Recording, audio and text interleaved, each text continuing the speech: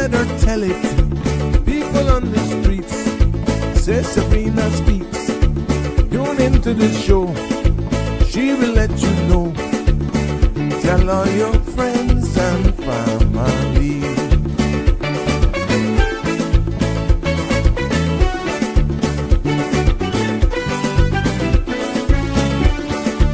Real talk is no joke. You get the news straight up from grassroots and concerned. You hear with some people gone. So tell all your friends to tune in to Good evening, Cayman. I'm Sabrina Turner, and welcome to Sabrina Speaks, your daily dose of clarity, truth, and community insights. Every weekday from 5 to 6:30 p.m., we're tackling the issues that affect you, from national headlines to grassroots concerns. Whether you're in traffic or winding down your day, this is your chance to hear it straight and speak your truth. So buckle up, Cayman. We're not holding back. This is the show. We gotta let you know. Now we got to go.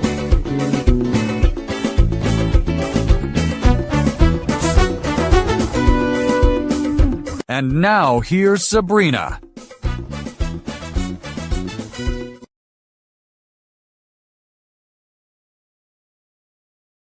And all, yes, happy Monday. Good morning, good evening, good night. Yes, wherever you're streaming us live from, it is good to be back with you here this evening. And like I said, happy Monday. I know a lot of you it takes a lot of energy to get back there. But guess what? It's the final home stretch before we say goodbye to pretty much the summer holidays. For some of those private schools, some of those kids are already back in school. And I'm hearing a little bit that traffic is about building slowly but surely. Well, you know what doesn't change? What doesn't change is that we're here Monday to Friday from 5 until 7 p.m. broadcasting from the beautiful Cayman Islands. And it's time for another episode of Sabrina Speaks. We're voices of the islands, conversations for the world, and the podcast where voices rise, stories unfold, and inspiration continues to take center stage. I'm your host for those of you just finding me and joining me probably for the first time. Yes, I'm Sabrina. And this evening, we are going to, of course, the summer edition open mic continues, but you know how it goes here. I still have to have things to talk about. And, we're going to take a deep breath together because I've been reading and seeing all of the comments over the weekend. And what I'm talking about is exactly what our show is about. We're going to take a deep breath together because our island has been feeling some impacts of some big shifts and even some unexpected stumbles in the systems that we are relying on every day. And I saw and I heard some of the comments made today on the cold hard truth as I listened in to Sandra earlier this morning. And yeah, it's almost feeling like a pressure cooker. But, you know, let's take it back a little bit. And we're going to also discuss from the new cell phone ban in public schools. You heard me. From the new cell phone bans in public schools to, yes, a defendant on bail leaving the island without the system catching it, to growing community concerns about the gaps in communication between our agencies. This is something that we have brought about here on the Sabrina Speaks platform before. And, you know, these aren't just headlines meant to scare us. They're signals that our policies are changing faster than our systems can even keep up, it would appear. And when that happens, we as Caymanians feel it. So today we're not pointing fingers. No. We're not even calling names. That's not what we're about. We're doing it, and we're doing it like how we always do it here on Sabrina Speaks. We're just breaking it down in plain language, and we're going to look at the bigger picture, and we're going to talk about it. These issues that affect our people, real families, and our lives as well. Because when policies shift and the systems even stumble, as we're seeing here again, the community deserves clarity. And this is what we're about here. Not confusion. It's about what we're providing. Yeah. So please be reminded here that the Sabrina Speaks Open Mic Summer Edition is always sponsored by and proudly sponsored by Bridgepoint Immigration Consulting. Yes, appointment only for professional guidance. Please give them a call or WhatsApp them. Feel free. 938-1337 and they are the bridge that helps you move confidently into the next chapter. Thank them for their sponsorship. Yes, yes, yes. Now also please be reminded that the views expressed by callers, guests, and online commenters are their own, not those of Bridge Media Limited, its affiliates, the Sabrina Speaks Show, or the host. This program is for general information only and not a substitute for legal, medical, financial, or professional advice. Now, all participants are reminded to speak responsibly and respectfully, and any content that is defamatory, discriminatory, unlawful, or harmful is strictly prohibited and definitely will not be tolerated. Listener participation implies acceptance of this disclaimer. Please continue to like, follow, share, yes, this link with your friends so they're never missing an episode and they will always be notified. Welcome, welcome, one and all. I see you, Connie Bonnie, keeping up with us at 11:06 over there in the United Kingdom. And yeah, your time is winding down. I know your heart is getting heavier day by day. I know it, I know it, I know it. It has to be. And I hope you see how quickly time flies, doesn't it? Now let's see what's going on with our weather. Compliments of our friends there at the Cayman Islands National Weather Service. Here's a look at this evening's weather forecast and a sneak peek into tomorrow. The synopsis is calling for moisture influx combined with a low-level trough that will support a few showers across the Cayman Islands this evening. Now, overnight, additional moisture from Cuba may sustain showers with an upper-level trough providing additional support for isolated thunderstorms. A tropical wave, however, is expected to move across the forecasted area on Tuesday, maintaining the potential for unsettled weather. Now, radar imagery shows a few isolated showers in and around the Cayman area moving westward. The forecast for tonight, however, is calling for partly cloudy skies with cloudy spells and a 40% chance of showers and possible thunder. Temperatures will fall near the low 80s. Winds will be east to northeast 5 to 10 knots, and seas will be slight to moderate with wave heights of 2 to 4 feet.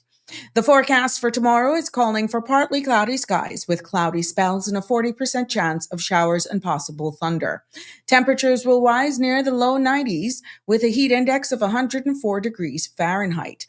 Now winds will be easterly 10 to 15 knots and seas will be slight to moderate with wave heights of 2 to 4 feet. There will be a high tide this evening at 8:12, a low tomorrow morning at 2:15 a.m., another high tide at 7:37 tomorrow morning. Sun will set this evening at 6:45 and sun will rise tomorrow morning at 6:09. Now the outlook is calling for similar weather conditions to linger through Wednesday as the tropical wave gradually moves away from the Cayman area. That wraps up our weather segment here this evening on the Sabrina Speaks show. And yes, it is that time where we take a look at what news is making our local, regional, and international headlines here this evening for sure. Just let me grab 2 images here so that I go as quickly as possible. Yes, welcome, welcome, one and all. If it's your first time, it's good to be here with you again for another episode of Sabrina Speaks. Let's take a look at what news is making local headlines here this evening. Starting with breaking news. Yes, we have breaking news reported here by CMR. Breaking news reported a Barracuda attack at Weston Beach. CMR has received reports of another suspected Barracuda attack at Weston Beach. Now, exclusive sources indicate a woman has reportedly lost a toe in the incident and an ambulance was dispatched to the scene within minutes. Now, details remain limited as this is a developing situation and authorities have not yet issued an official statement. Members of the public, however, are being urged to exercise extreme caution when swimming or entering the water in the area. Now, CMR is working to gather additional information and will provide updates as they become available. Other local news making headlines this evening. Yes, the Cayman Islands welcome home Ryan Thompson. Yes, here in the Cayman Islands, we'll celebrate the homecoming of Caribbean Junior Cycling Champion Ryan Thompson tomorrow, Tuesday, August the 25th at 11 a.m. at Owen Roberts International Airport.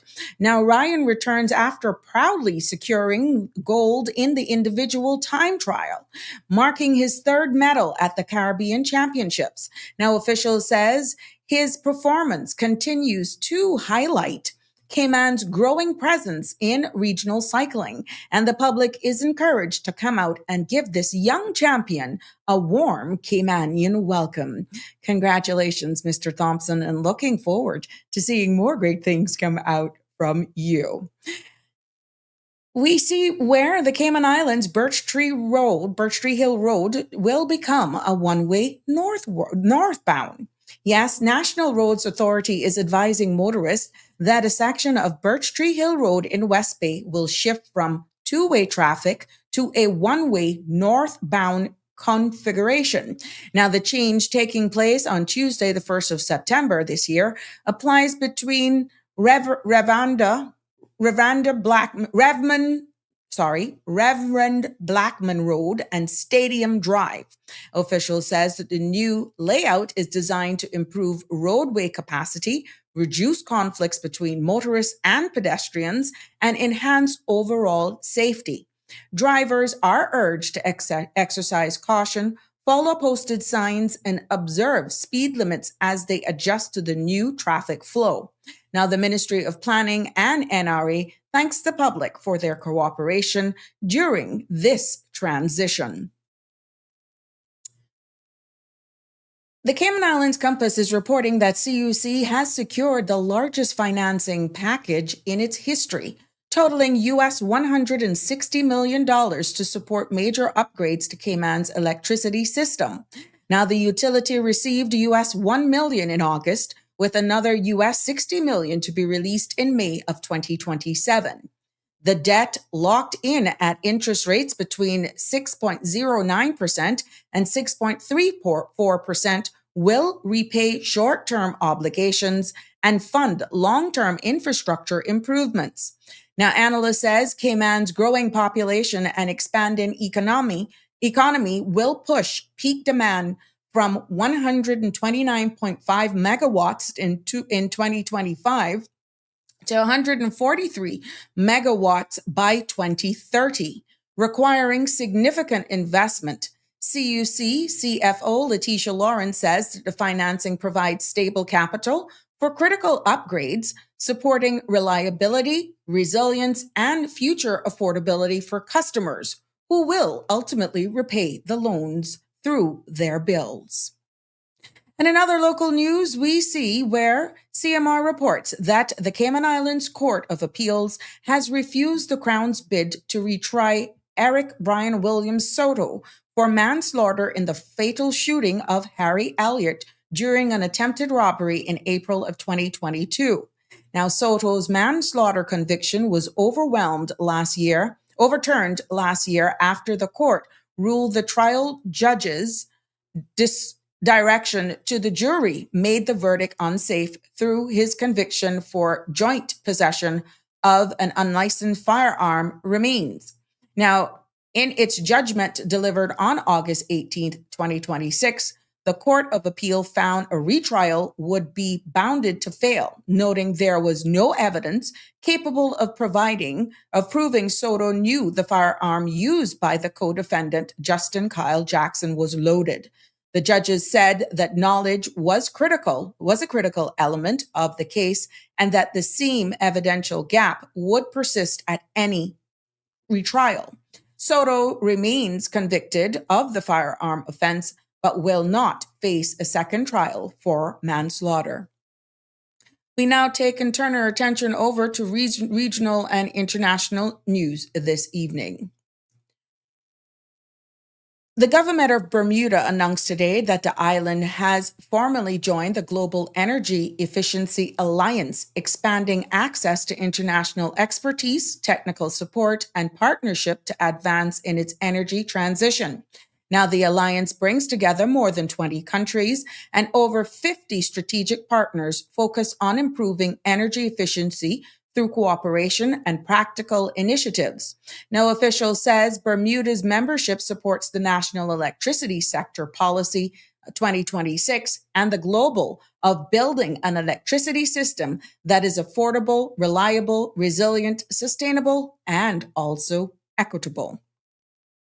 And out of Jamaica this evening, we see where Jamaica continues to hold a well-known record for having the most churches per square mile anywhere in the world.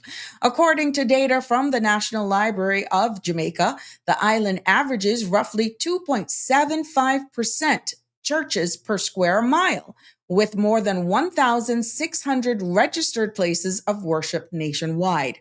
Now, researchers says that the figures reflect Jamaica's deep religious heritage and the central role faith communities play in social life across that country.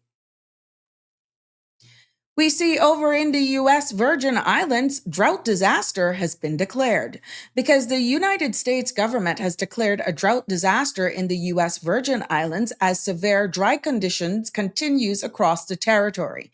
St. Thomas, St. John, St. Croix are all experiencing extreme drought, according to the U.S. Drought Monitor, with no immediate relief expected.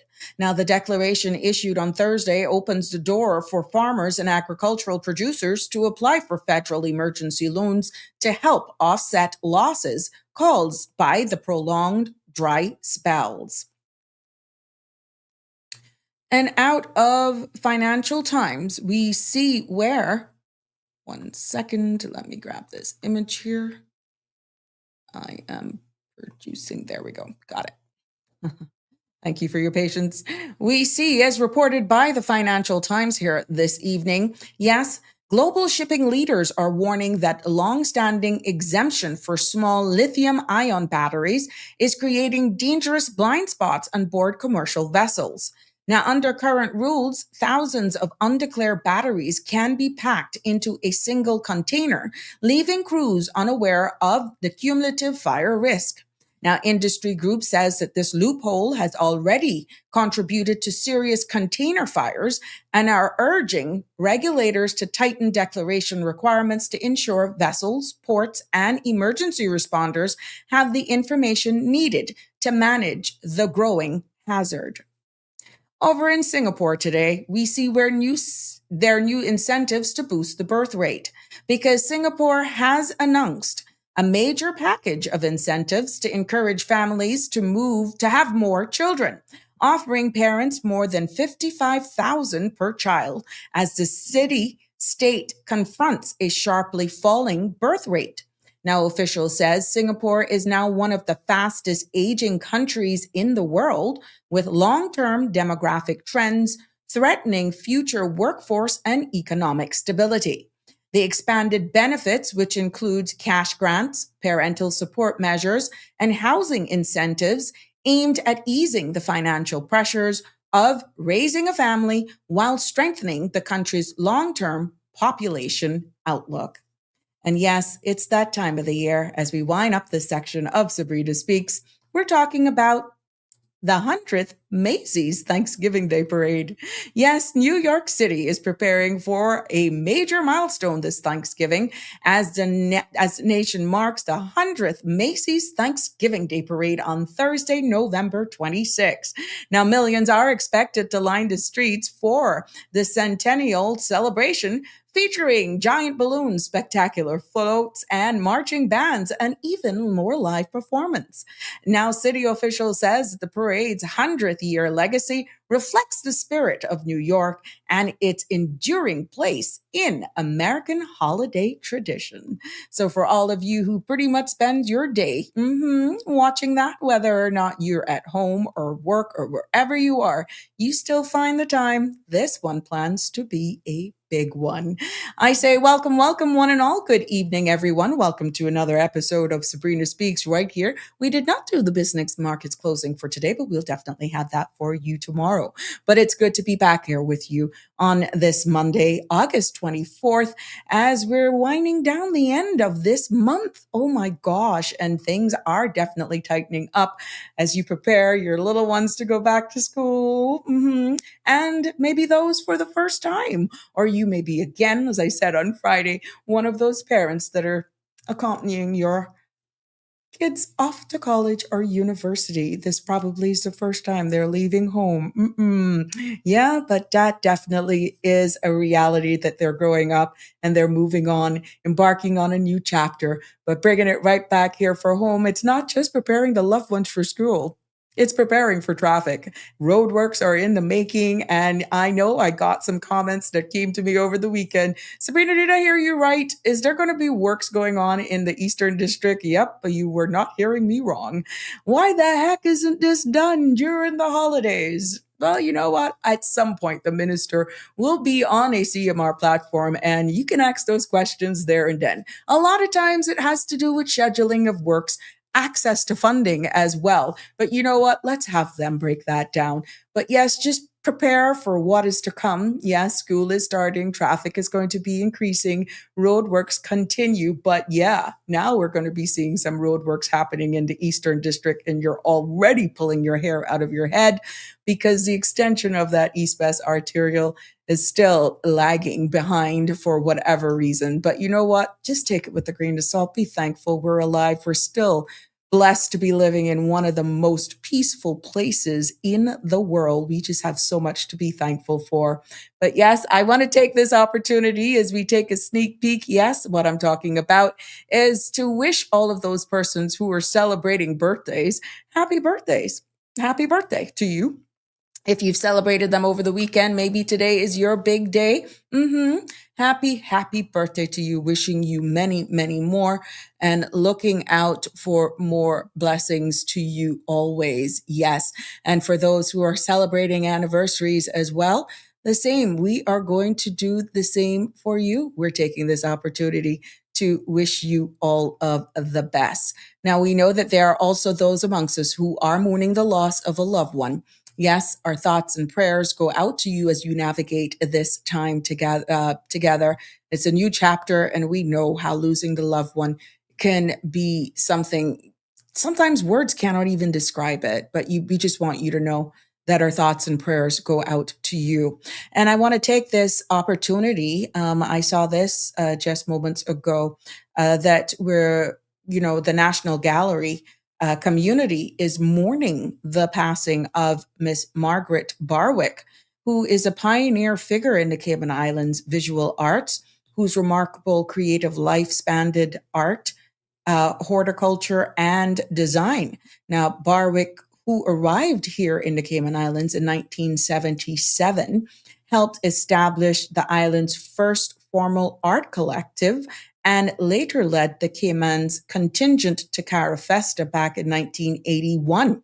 Now, she played a central role in designing the Queen Elizabeth II Botanic Park and authored the internationally recognized tropical and subtropical trees in 2004. Now, her work has been exhibited across the world, with several pieces held in trust in the National Gallery collection, and Barwick's legacy, rooted in creativity, innovation, and deep dedication to these islands, continues to shape Cayman's culture and horticulture landscape. So our thoughts and prayers go out to the family of the late Miss Barwick, and I'm quite sure we will know more of any memorial services or anything that comes about in regards to that as we become aware of it. But yes, by extension, like I said, our thoughts and prayers go out to all of those who are mourning the loss of a loved one. Let's turn our attention over to what catch my reminder for community service, community announcement. Again, it's that time where you nominate an older person, and it's Older Persons Month Ambassador is coming up, and you want to log on to www.𝗪𝗵𝗲.gov to nominate somebody if you feel, they are worthy of this nomination. So it is that time of the year, and you just go on there. The application forms are there as well for you to be abreast of that. I see you, North Carolina love. And the National Trust again. Bat count came in. This is your time to win some cool prizes. That is on the 28th of August, 4 p.m. These will be announced, and it's your time to participate if you want to go out there and count bats. If that's your thing, count bats. We probably need a barracuda biting thing or whatever, counting initiative with whatever is happening. But look, there are great prizes to be won here. There's sunset sales for 2. There's Foster's gift cards as well. And there's 6 $50 gift cards from Kirk's. There's also some stuff cost you less, and only one more week to count. So yes, every 3 counts submitted equals to an entry. So the more you count, the more entries you will be allowed to get the chance to win one of these prizes, which I'm quite sure all of us would be happy to get any one of those right now. Yes, like I said, Connie Bonnie is in the house today. Content creators in Bloom. Damien is here. How you doing? Yes. She's agreeing. Her time is flying by so quickly over there with that little bundle of joy, her grandbaby, spoiling that baby rotten. Do it and run. That's what you do. Damien Henry is weighing in, and he's saying, oh, Damien, how are you? He's saying, happy Monday, all. Not everyone will understand your choices, and they don't have to. Your responsibility is to live a life that feels true to you, not to seek approval or validation from anyone around you. People have different options, but their understanding isn't necessary for your happiness. Stay true to your values and trust your path. Well said, Damien. Thank you so much for sharing that. Miss Barbara is in the house this evening. Hi, you my sweet. Hope you had a relaxing weekend and you enjoyed it and you're looking forward to this new week. Yes, good evening to you, Carolina love, North Carolina love. Marshall is with us today. And like I said, the phone lines will be open, they are open. 936-8255 is the number to join, give your opinion, or you can comment below. That's fine as well. You can also send me a WhatsApp if you care to, you want to remain anonymous. We will take your WhatsApp messages as well. I do my best to get at least to all of the messages and comments to be a part of the discussion so that I don't feel so lonely, even though I know I'm not lonely, and that I'm not alone because you all are here. But it's so much better when I get your engagement, get your participation, because sometimes I'm wondering, they listening that hard, that intently, or am I just blowing their socks off with some of the information that I'm sharing? Sometimes I wonder. Anyhow, based on the feedback that I continue to get, please, it does make a world of a difference. Thank you so much that you're being informed, that I'm definitely educating you, bringing to your awareness a lot of stuff, and just taking the time to just break a lot of this down. I know it can be overwhelming at times, but how are we going to get there? But yes, this evening is no different. We got 2 topics that I want to bring up with you that happened on Friday. Yes, because what I'm talking about, I'm going to dive into one of the most significant education policy shifts that have been announced in this era of cell phones. Yes, that's what I'm going to be talking about in this segment. And you can weigh in. What are your thoughts on it? Have you now started panicking? What are you young people talking about? I got some comparisons as well that I'd be looking at geographically. Not to say that we're comparing ourselves with anywhere else, but to let you know that, hey, we're not the only one that has done this. Now, only time will tell, right? But hey, let's get your view on it. Let's talk about together. And what I'm talking about is the Honorable Ralston Anglin, Minister of Education Services. He has announced a complete ban on mobile phones across all government school premises. Now, this decision, and I've seen some comments, I've heard a few as well while I was out and about this weekend, has sparked conversations not only amongst parents, but also some teachers and students. And it's not all bad, to be honest with you, but it has actually sparked conversations. We were hinted at this earlier on in the year, and now it's been announced that this is going to be a ban. And I'm gonna do my best to break it down based on what I understood from the policy. And of course, I'm quite sure in time the honorable minister or representatives from the ministry or education themselves will be on the platform. And they will break it down even a little bit more. But it is my intention this evening to break it down with a little bit more clarity and community focused perspective. And of course, you're always waiting to share your perspective. It's not my opinion. I'm just sharing with you what is already in the public's domain. And of course, if you have any questions or comments, there will be an opportunity for you to weigh in on this, of course. We know how addicted we are to our cell phones. It's like you can barely keep it out of your hand. How much people have fallen down, how much people have pretty much walked out into the roads totally unaware. Everything is happening around them. When you're out in public spaces, that sort of stuff, you're just totally just glued to these smart devices. Now, what do you think that's happening in the school? Give me your comments. What do you think about it? Do you think it's just too harsh? You think, that we've gotten so attached to these phones that this total ban may actually cause some problems? Well, we don't know. That's why we're talking about it. But guess what? I trust the honorable minister along with his support team based on recommendations, looking at it, taking feedback from incidents that have happened, including students, faculty, teachers, and looking further afield as well in order to come to this decision. They must be satisfied. Now, of course, your feedback is always key, but I'm going to do my best here to break it down based on what I've been seeing and, of course, some of the conversations that have ensued just over the weekend as well. Now, like I said, what the policy says, and this is what I just found, okay? So please bear with me. The minister himself has announced that there's been, as I said at the opening, a total ban on students using personal mobile phones anywhere on government school property. That means no phones in classrooms, no phones during break or lunch, and no phones on the compound, period. That's what we're getting from this. Now, this is announced. Of course, this will become more topical as the days grow closer to school.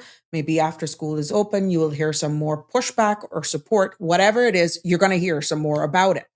Now, the goal is simple: reduce distraction, improve focus, and restore the learning environment to what it should be, okay?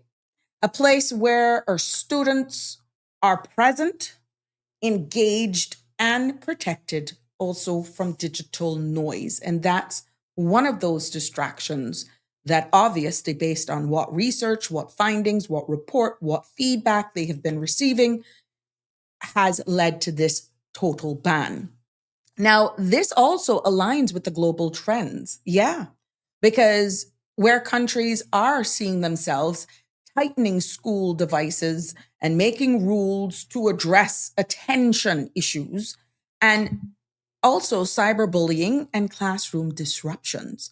So it's just not limited here. We're seeing it further afield and in other jurisdictions. Some of you may say, here she goes again, comparing us with other places. We're different. Oh, no, not really. Not really. Not really. So at the end of the day, when you look at the comparisons with other jurisdiction, right?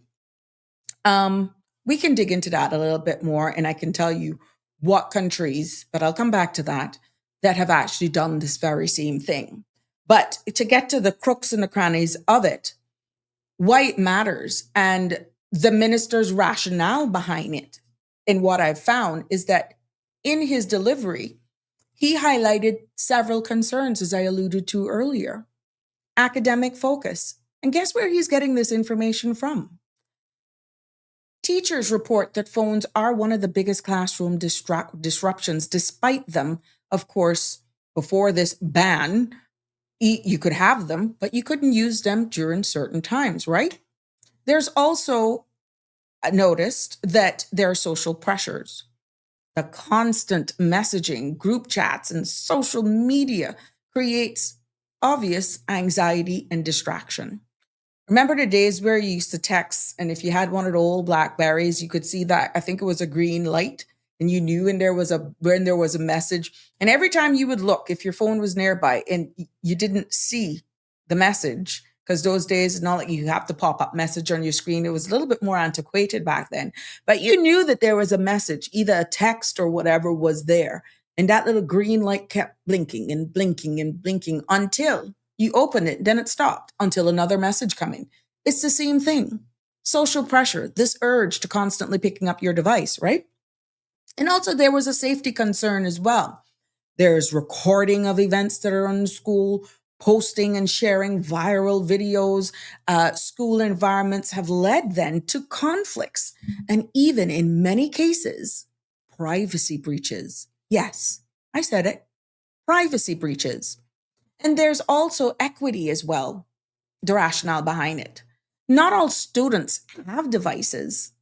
And what we're seeing here is that not having or being able to afford these phones, they can widen social divides. Remember, even though a school environment comes with its own set of restrictions that's preparing our young men and women for the world out there, it is a reality that there's going to be social divides, but not when it's mounted, even though it's reality out here.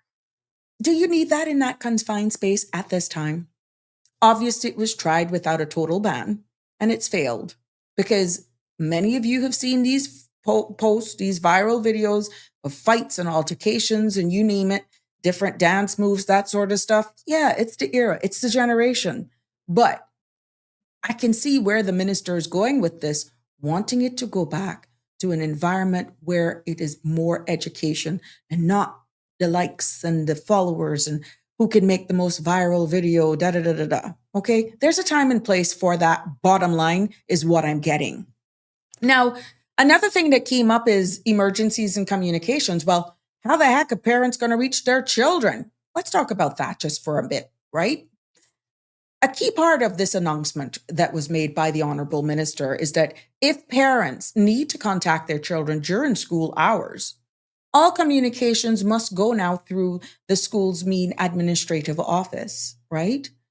This will ensure that messages, one, are delivered safely, and two, that students aren't interrupted mid-lesson. And staff then can respond appropriately in urgent situations, right? It also then reinforces that schools remain responsible for students' welfare during the school day. And I thought that that was so profound because it creates this type of independence where this handheld device, a phone, yes, as important as it is, right? Not having that filter through process to let you know where the boundaries lie, it was amazing. That has caused that independence, that divide between who's responsible, who's in charge in the environment versus this device that still give you access outside the world. In understanding, it does have, I can see both sides of importance. Don't get me wrong. But with this type of boundaries that obviously has been exploited, not respected, it reinforces the school's main responsibility. They're responsible for students' welfare during the school day. So at the end of the day, there has to be other communication options, but the bursar's office, the office, now what needs to build security and trust of the system is that those calls now are not like some of the experiences people are complaining about when you call various government agencies and it's just a machine. Now, these are children. This is in a school. And if you want the parents and guardians to trust, okay, we respect you putting in this ban. We have heard your reasons. We've heard your rationale behind it. We support you. But when I call, should there be an issue, make sure the phone calls are answered in a timely manner and that I'm not felt like I'm waiting or you're hearing beautiful background elevator music being played and there is an emergency. Outside of that, I can assure you what's going to happen. I'm going to be on the phone, not me. Parents going to find themselves on the phone, cursing, ranting, raving, whatever the case it is, comes up there, can't get through, and then guess what? So my advice is make sure that phones are answered accordingly and in timely manner to prove and to actually build the trust of it. But to say overall support that it's not needed, I'd be lying. Yeah, it really has gotten out of hand, but make sure now that you put the necessary things in place so that people will see, yes, the phones are answered in a prompt time and, the messages are getting across because it could go one way or the other very quickly. And we don't want that happening either. Now, there are pros and cons about this ban because there are some positive things about it because it's proven. Concentration, improved concentration. Students stay present in the class. They're not distracted. For the first couple of weeks, this not gonna work, we not go phone. How this go work? Some may be upset about it, but in time, once you see that it's working, what's wrong with not having a device for a couple hours? Yeah, more education, more face-to-face contact with your friends and communicate with each other like we used to do back in the day. There's also another positive side to this because reduced cyberbullying. We saw where there's been a serious uptick in cyberbullying, and with access to these smart devices, access to the internet pretty much all the time, we saw where that has increased. So another advantage is less access to apps during school hours, not to say that it can't happen afterwards, but at least during that time, that is a reduction right there. Like I alluded to, better social interaction. Students goes back to know what it is talking to each other face to face. And guess what? Teachers too. Another pros of this is that teachers regain control of the learning environment a little bit more without those distractions. Now, if there's a teacher or somebody who's been in education that can actually weigh in on this, like what did they see change versus the days when there were no smartphones in school, students, us, my days, what have they changed? What have they seen in the environment that has changed? If you're feeling free to comment, or of course, we welcome you to call in. It would be quite interesting to do a comparison of the days when there were no cell phones allowed in school because they just didn't exist. It was only for adults at that time versus now where it's a dime a dozen. You can get the little pocket ones. You can get those burner ones. And are we now going to be doing spot checks with this ban for these devices? Because we know you can get them so tiny. So interesting to see how it's going to unfold. But another advantage to this is that they're saying it is enhanced safety. No unauthorized recordings or sharing. Yeah. So of course, there's an up and down side to everything. And in me preparing this, and I'll get to some of your comments in a second, not everyone agrees with the ban. We're seeing that. We're hearing it. Not everyone agrees with the ban. And it's important to acknowledge the concerns that some of them are actually growing up. One of the things is, again, improved answering of the phones, communication. Parents, students alike must feel like, look, okay, I don't have a device. I don't have any way to get outside. Now everything has to be funneled through the admin office, which is the right thing to do. Please don't get me wrong. But parents now can get worried during emergencies. Students themselves may feel disconnected. And some rely on these phones for after-school coordination. Yeah. And concerns about even enforcement and fairness and potential of confiscation disputes as well. So these concerns are valid. And trust me, from what I'm seeing, I'm quite sure in its totality, the ministry will need strong communication and clear guidelines and constant enforcement for this, because you don't want it where it only applies for some, but they're still getting away. like accountability, enforcement. There's no sense of putting these rules if it's still being broken. Now, some of you were asking what countries that we're seeing this, but before I go into that, let me just make sure I don't miss any of the comments here. And I thank you for contributing and weighing in on this. I want you all to be a part of this discussion. I would like to get your opinions on it because I'm just doing it from a research perspective and just dissecting the announcement. There were other things as well, but this has caught the attention of many. Hence, I'm taking the time to bring it to you today here on the Sabrina Speaks show. Now, Pat Chisholm 5543 says, as a parent of older children, I totally agree. Thumbs up. It's about time. In the classroom for learning and not searching the internet. You have a lot of people agreeing with you, Ms. Chisholm. I can assure you that. Andrew is saying, hi, blessed Monday to you as well. Good to have you here with us. Cameron is weighing in as well, and he's saying, we as adults face distractions every day, knowing damn well there's something happening behind the scenes. Yes, but looking at it from the educational environment, I'm quite sure a lot of parents are actually agreeing with Miss Pat, and you're going to have some that's saying, oh, no, not my child. Know something on how to give. So you got it. Ooh, it's going to be interesting, though. Let's see. But it's a rule. So we got to we have to honor this. Cameron also weighs in and saying, did I say that? I'm repeating myself here. Don, sorry, is saying, hey, Donnie, Green Valley Nurseries there. That's okay. That's fine. That's all right. You're fine. You're fine. You are fine today, my love. Cameron is saying, why do we give in to the nonsense and mix up as adults, but we never try to address reality within ourselves? Good question. Good question. Maturity, ego, open-mindedness, education, ability to see both sides. And I'll leave it there.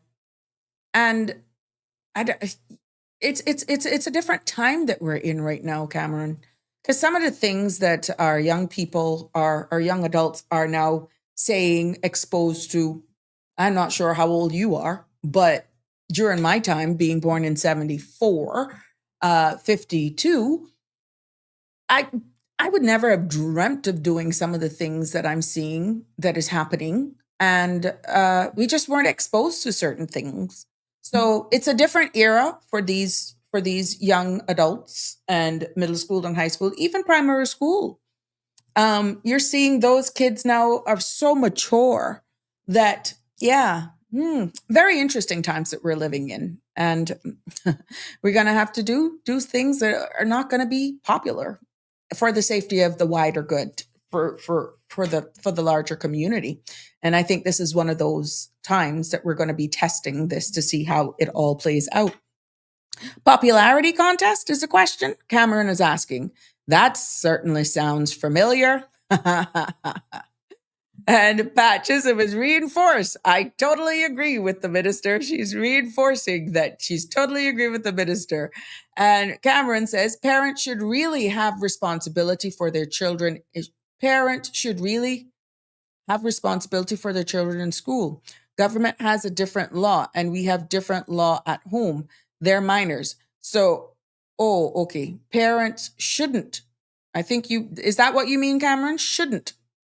Parents shouldn't really have responsibility for their children in school. Government has a different law, and we have different law at home. They're minors, ! City asked now is homeless and can pass through the classroom. Oh God, you're just trouble today. Put body cameras on faculty then is what he's suggesting. Cameras in every classroom and students' paces. Andrew is also weighing in. Whilst children are in school, their phone should be in a class locker until the end. In case of emergency, the school administration should be contacted first and then conveyed to the class teacher.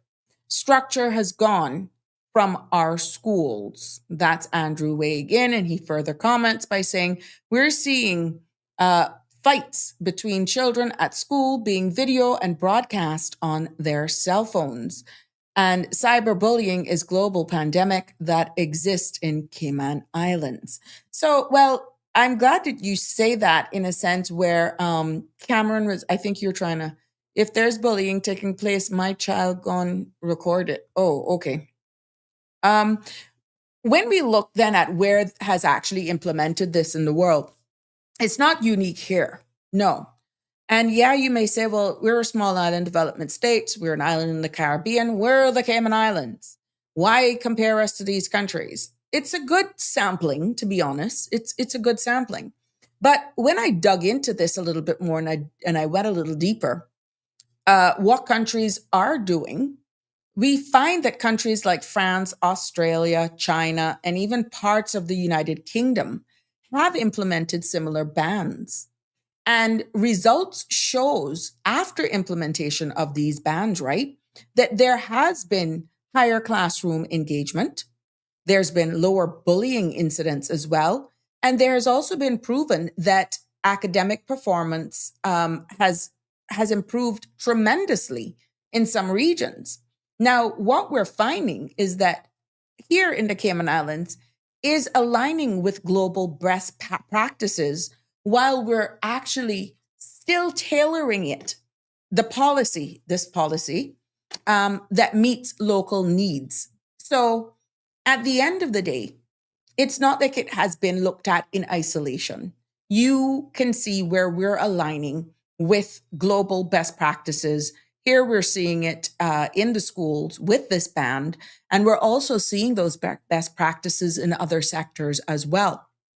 So at the end of the day, when we look at this whole impact and the benefits, the pros and cons of this, the biggest shift we will see is students' attention, because it is envisaged that when phones then are removed completely, when they disappear, it is envisaged that teachers will see more eye contact, more participation in the schools, more consistent focus on their lessons, and fewer interruptions from, God forbid, if they're on, which they shouldn't have been on anyhow, but not every student is going to follow the rules. That's just life. We are grown adults, and not all of us follow the rules. It is what it is. That's humans' nature, right?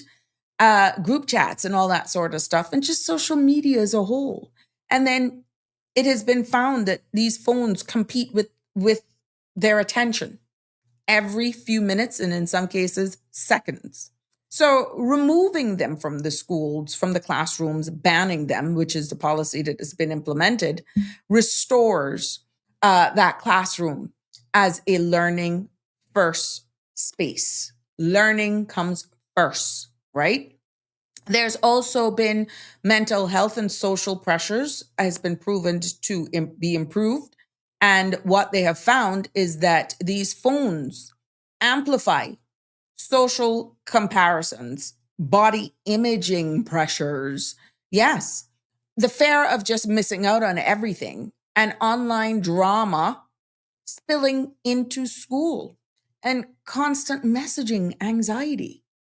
How many of you pick up your phones and you just use your side eye and see exactly who's messaging you, and your heart flips a beat because you're preempting what the message may come on the end? Yeah. So school phones bans reduces all of these pressures during the day and gives the students that mental break from digital noise. Yeah. They've also seen where there's better interaction and social skills. Yeah. Because teachers worldwide now are reporting when phones are banned, they've seen an increase in children talking to each other more. And also friendships strengthen, and group work becomes much easier, and break times become more active and social. So let's see what happens, because schools becoming communities again and not silent rooms full of students staring at their screens, getting crook neck and carpal tunnel. So I'm excited to see the outcomes of this. And if it's anything like some of the results that we're receiving this year, if academic performance improves because of this, yes, yes. The studies do compare that countries that implement bans, such as France, Australia, and China, saw higher test scores. Yeah. Better lessons retention as well, and more consistent homework completion. Now, that means it must be, there's some things going on at home as well that parents are in support of this. And yeah, so it's going to be interesting. But the safety part is where a lot of people are concerned. Yeah. Because they look at it as a risk, as a safety risk, recording teachers, filming students, posting school incidents online, they go viral, location and tracking as well, and unauthorized communication, even during emergencies. It can cause some serious misinformation and just additional havoc. So what they're seeing now is that bans protects the student privacies, teachers' dignity, and school security from a bigger thing. Now, hello, I am going here because of what we have seen, right? When parents call the main office, the school can respond appropriately. I said that. But they got to make sure that they implement a system that is working and that people can actually feel as though they can trust it. Yeah. So Cameron is saying, what are you up to now? That's because parents prefer to let the internet raise their children rather than human engagement. But isn't that a normal thing right now? How much people just throw a smart device into young children's hands and just let that do the raising? I mean, you want to occupy a kid, you just give them your phone, you put it, all depends on the age, and you put it on something on Netflix or stuff that just keeps the child occupied. And then what? Yeah, isn't that the way of the world now, though? Damian Henry says, leave smartphones at home and bring back a basic phone to school that they can only make calls and send text messages. Well, there you go. That's a suggestion. Oh, Lord, here we go again with mental health. But it does have an impact, Cameron. It does have an impact, whether or not you disagree. If you look at the impact of digital, social media, the impacts of just screen time, and of course, it does have mental impact on people. You know how much people just live for the likes, live for the followers, and who will just be just totally drained, just done by constant negative feedback on their social media platforms. Understanding how quickly something can go viral nowadays, Cameron. Do you know what that is like when you're the constant focus of attention and it's nothing good? You got to be very strong. And especially if you're in a small island jurisdiction where everyone knows everyone, it can mess you up from going to the store, want to be seen in public, to getting a job, to even making an honest living. So if you think this platform, like others, social media, things going viral, and with all of the AI things now that they can just get your voice, they can learn your patterns, and something goes viral saying, that's what Sabrina said. It's up to me now to prove that it wasn't me. Do you know what mental anguish that can be? Now, flip it on the other side with cyberbullying. Yeah. So, do you think it's bull? You haven't been on the receiving end. Live Happy is saying, if my phone don't ring, I don't look at it.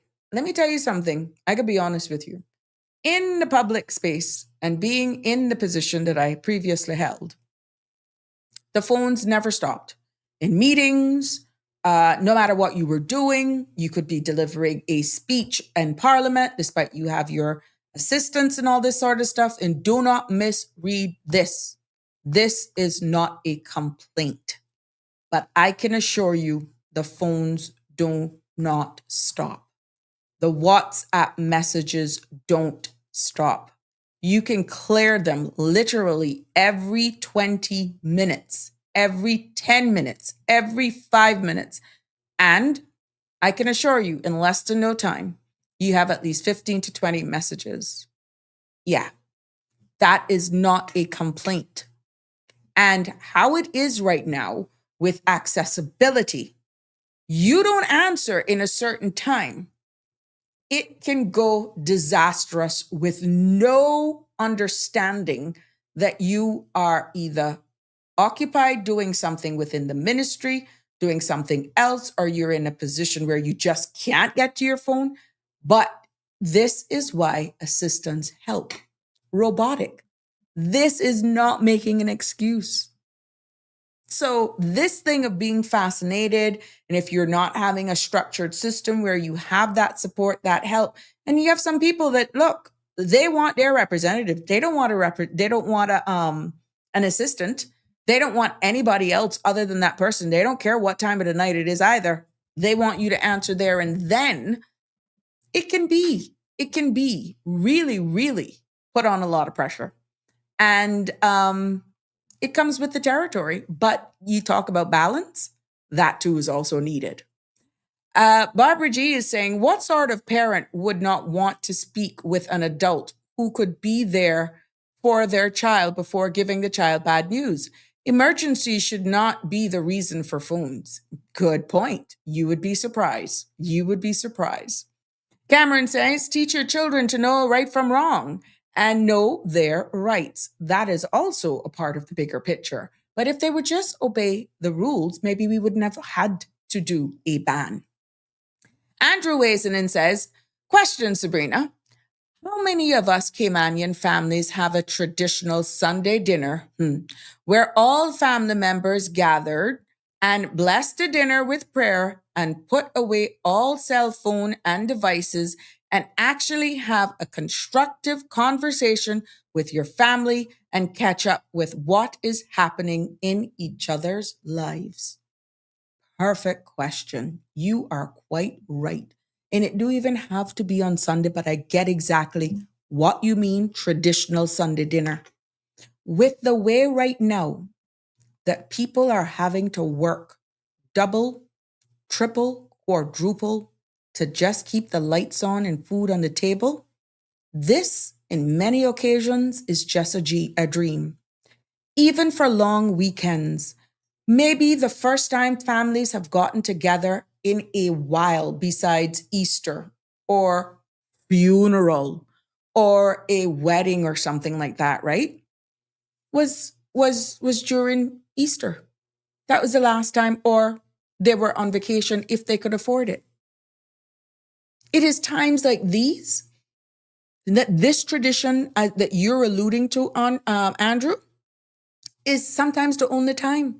And if there is a family member who is, let's say, work shift or in an industry where you don't have that traditional work week, maybe they can't even tell the last time they did this.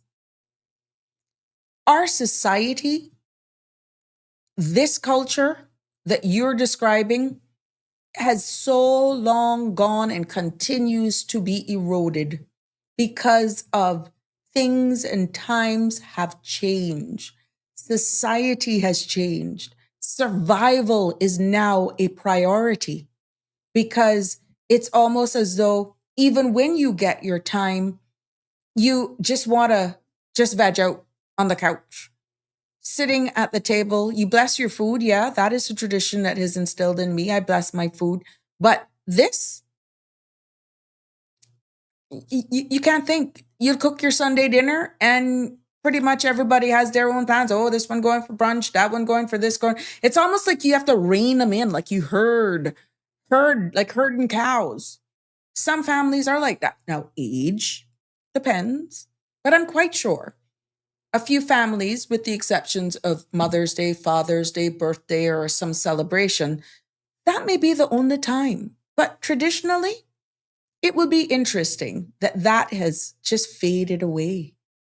And even with family gatherings, which we try to come together, potlucks as a family, We're a unique family like that. We try to get together as often as we can at somebody's house.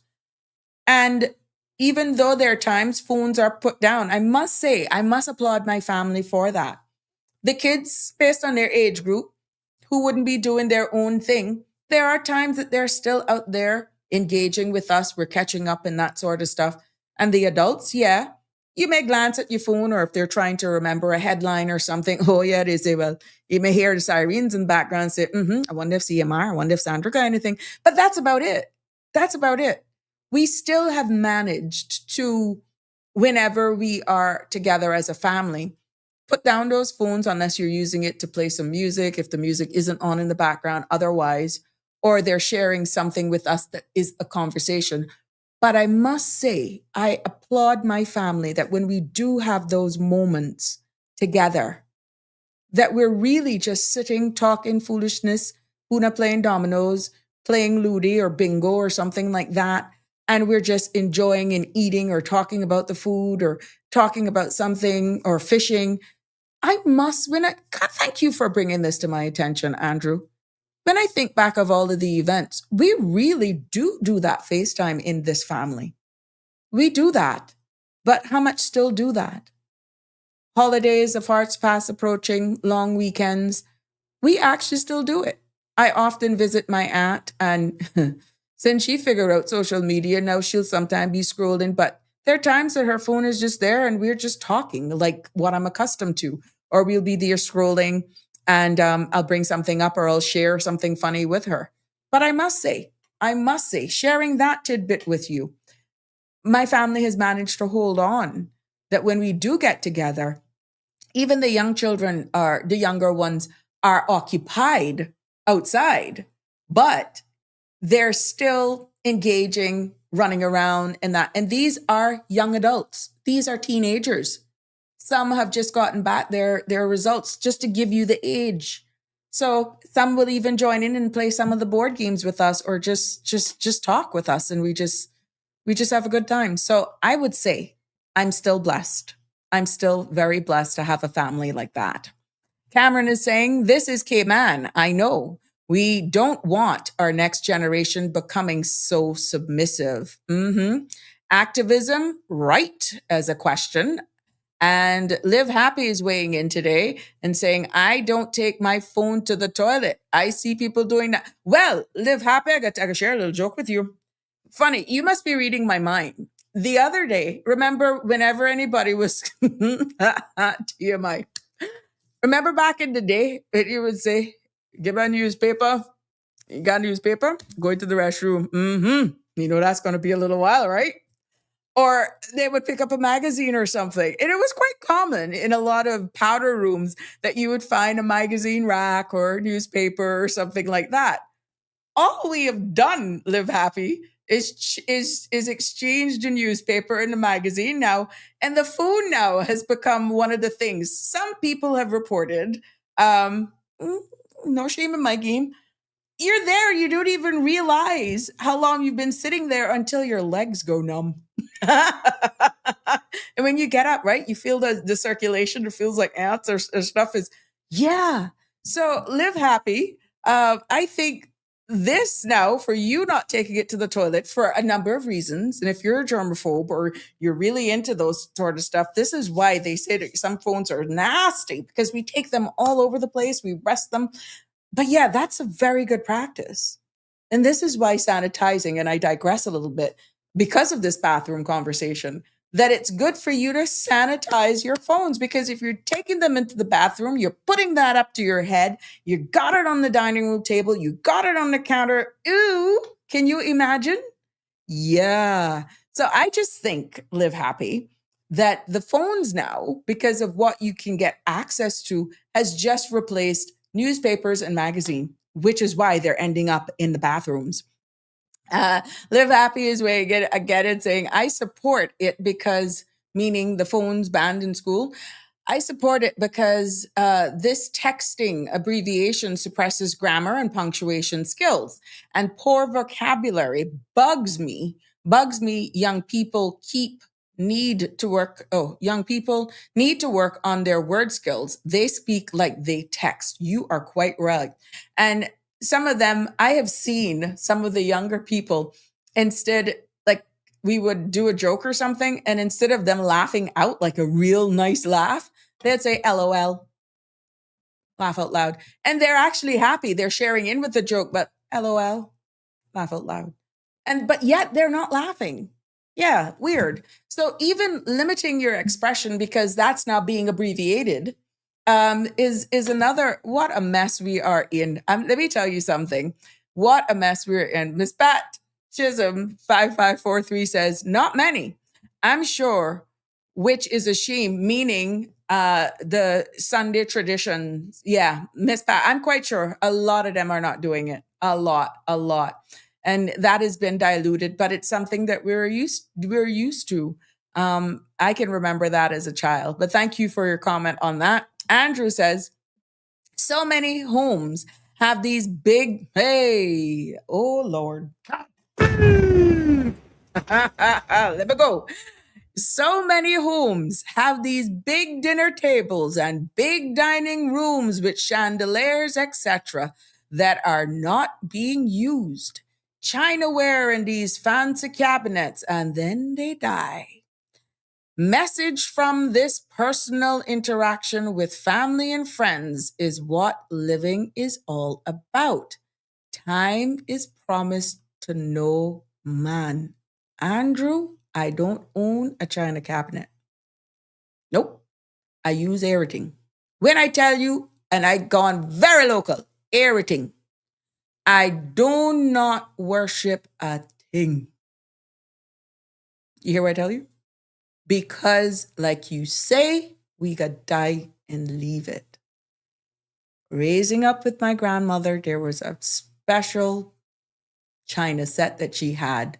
And I think I got a teacup set out of it. My aunt gave me a teacup set out of it because I raised up seeing this. But that was tradition back then, right? And I'm 52? And I learned the story behind that because when my grandmother found that beautiful set away, she fell down. I just learned this the other day. She fell down trying to get this plate set. Wherever it was they were away, they had seen this. And the set is the same age of me. So she was like, well, we don't use these things. And, whoever wants pieces out of this set can have them. For me, I just took a cup and saucer. But the story behind that was amazing. And I can remember as a child growing up, there was this big china cabinet. Remember the fruit punch, the bowl? What do you call it? The bowl that you'd had the punch in it with the cups all hanging around it, and you had the ladle to pick up. What do you call that? The punch bowl? Anyhow, even one of those I raised up seeing had. And you could count how much times I can recall that set being used.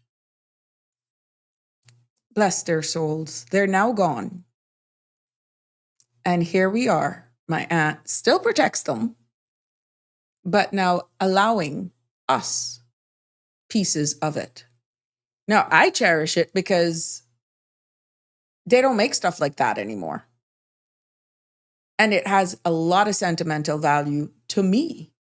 But unless I explain that to my children and my cousins understand the story and they explain it to their children, maybe they will not have the same attachment to it because they didn't raise up seeing these things. Punch bowl, yes. Thanks, Andrew. And all of these things now doesn't matter. Unless you go to a 5-star restaurant, that sort of stuff, and you have these, remember when they had Waterford and Wedgwood store? Oh yeah, beautiful pieces. I bought the sets only because I love the patterns. But then when I realized that certain of them, you couldn't even put in the microwave because yes, I use my stuff. Sarah's Garden is a beautiful pattern that I loved. And 𝗪𝗏 had some glasses that were, did we remember when he died? They were getting, I wouldn't say they were selling them out, but they were quite affordable. The best orange juice, I tell you right now, can be drunk out of a Waterford and Wedgwood crystal. And they were economical. But you would come and you would be around me and you would be drinking out of 𝗪𝗪𝗀 and Waterford and you would never know. Why? Because I don't worship them.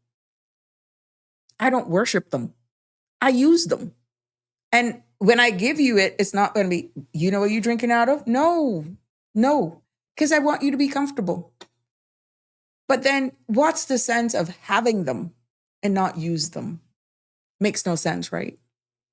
But yeah, if we don't have that conversation in my immediate family, those kids are not going to be able to understand it. And I have seen so much of that. I think things and times have changed now.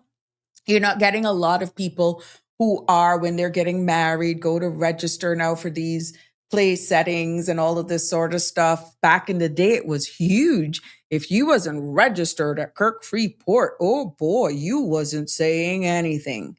And then you're like, when are you going to use them? Christmas? Yeah. Now, collector's item, if you manage to keep the boxes and that sort of stuff. Yeah, it's good to have. But at the end of the day, we have gone, again, and it just shows how things and times have changed. You would expect certain cutlery and that sort of stuff at a 5-star dining. How much people really can afford that now? Even with weddings nowadays, it's more relaxed. It's just certain things you don't do. People are doing more destination weddings or more intimate settings and have a nice, a ceremony that is more intimate, smaller in number. Look at the bridal parties. How much weddings you really see right nowadays with 6, 8 bridesmaids and groomsmen. Everything has just been cut back, and it's the same thing. It is the same thing we're seeing in our homes. Traditions and what really matters have changed. It's just a different time that we're living in. And now we're fighting with a digital age, going back to these bans and putting in certain things within our schools that, oh my God, class of 1990 was the furthest thing away from the teachers' minds back in our days when I was in high school. And I can see it, where things and the rules have had to get sharper, even when I then had my own children and they were going through the schools, where things and times have changed. And it's happening so quickly, yet so subtly, that you're not even realizing until announcements and policies like these are then introduced. And then you reminisce and you look back. And it forces you to pause and says, oh my God, at what point did we get here? When did it get away? At what point was it okay for pants, where uniforms are concerned, to be worn below your waist? At what point is it that your uniform skirts were way above your knees, almost like you're wearing a netball skirt instead of a uniform skirt?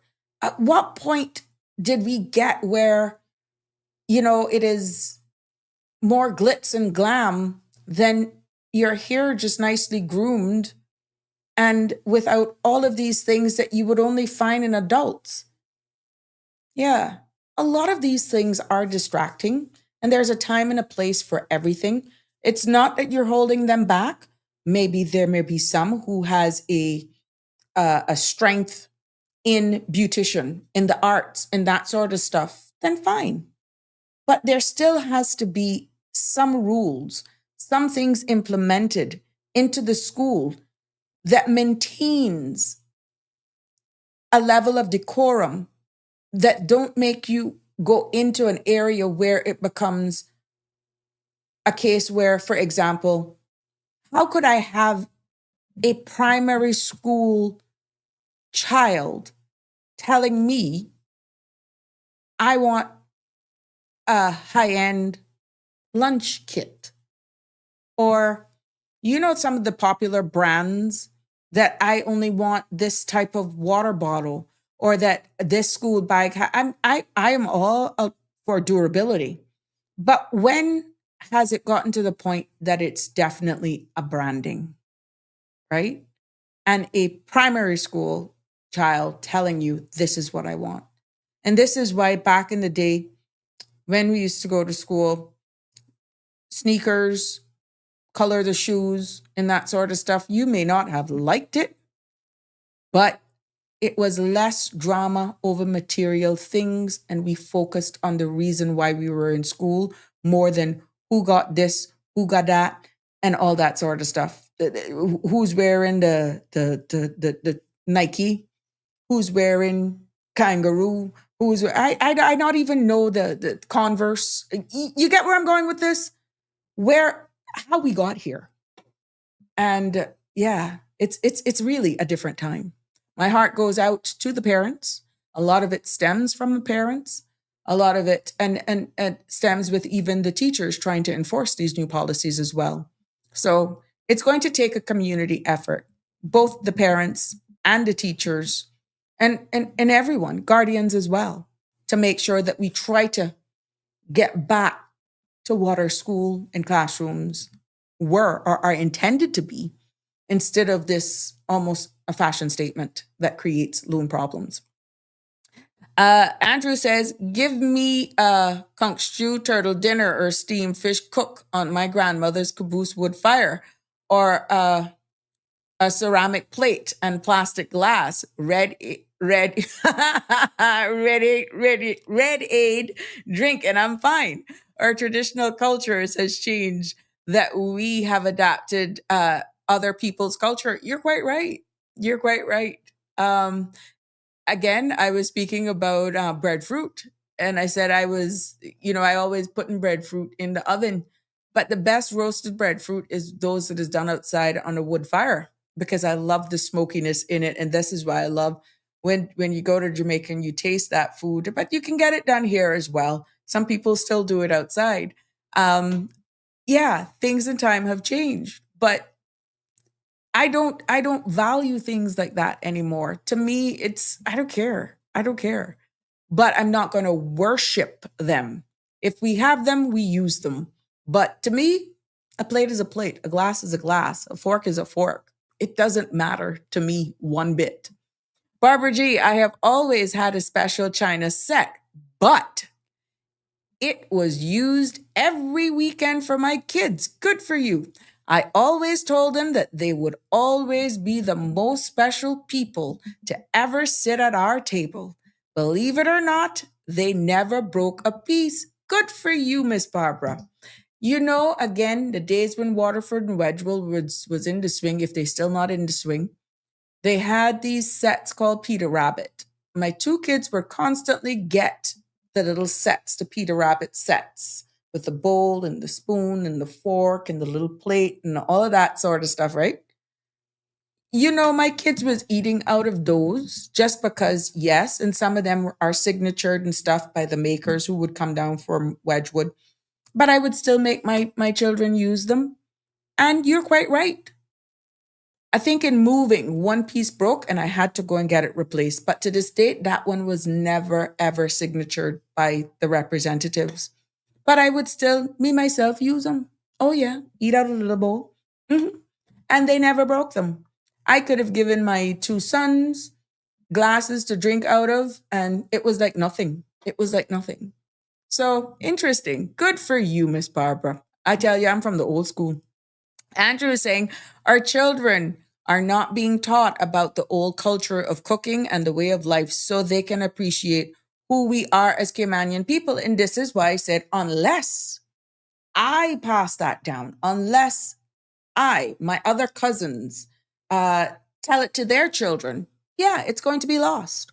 And this is by extension throughout our island. And this is why I applaud the Ministry of Youth, Sports, Culture, and Heritage for what they're trying to do on a national scale, because more and more of this is needed. When we only see of these things during, let's say, Heritage Week festivities, Pirates Week now is coming up, and we're going to be seeing a lot of people out. It's more like a season instead of who we are. And it should be spoken about and be proud of all the time. But yeah, each household has their own history, has their own stories. has their own traditions as well. And if we're just bombarded in our phones to reminisce, have stories and all that sort of stuff, these things will be lost forever. And then somebody else then comes, create that narrative, and we would have lost who we are. So yeah, the phone lines are wide open. 936-8255 is the number to call, or WhatsApp. Feel free to join in the conversation. Now, as I digress from that topic, I want to look more and take a look, if you will allow me, in regards to a conversation that came up this morning. I heard on the Cold Hard Truth. 𝗧𝗵𝗶𝗀𝗀𝗀 saying what? They lucky, name brand. They better brand them timetables and adverbs. Well, you know what? Despite all of that, 𝗧𝗵𝗶𝗀𝗀𝗧, they did very well. I am so proud of them. They did very well. They're grown adults now. So I'm talking about these like as though they're still going to school. They're grown men now. Two 𝗧𝗵𝗶𝗀𝗀𝗀𝗧. And it didn't stop them from bringing home the grades, because I didn't ease up on them. I was very active.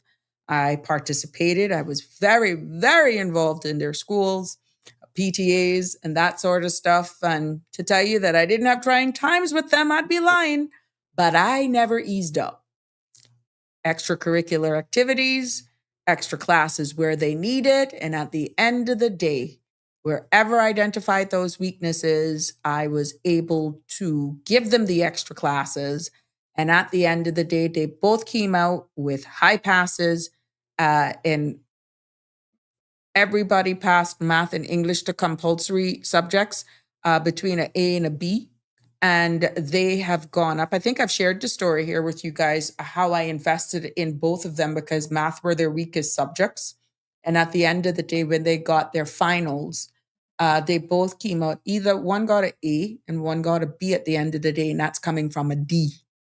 And they always struggled with math, but that is from primary school and straight through high school. I never stopped. Extra classes on Saturdays, during the week, multiple different places. And hello, they were able to master it. So yeah, Miss Barbara is saying, if someone wants me to advertise their name on my on my butt, they've got to pay me, not the other way around. God dug it. Okay. Oh, you got a sense of humor, Miss Barbara, but I can't wrong you there, my love. Can't wrong you there. OMG. But yeah, please allow me to go into this little segment. I don't know if we'll be able to cover it all today, but what I want to talk about is the get your opinion on this, because I heard it this morning. It is 6:27, so we got half hour. Maybe we can cover a good chunk of it. I looked into it a little deeper. And what I'm talking about is two recent cases. One where a man was living here, and we did an entire show on that one, for 15 years.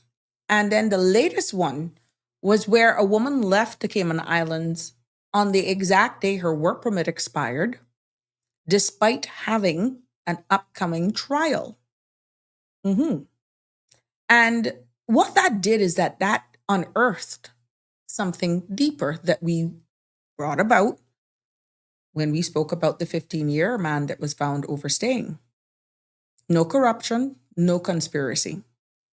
But again, it further highlights operational weaknesses, obvious communication gaps, and systemic failures that continues to affect us all. So at the end of the day, let's go back and come to current. We reported on this. Sandra did a huge article on it. I did an entire episode on it.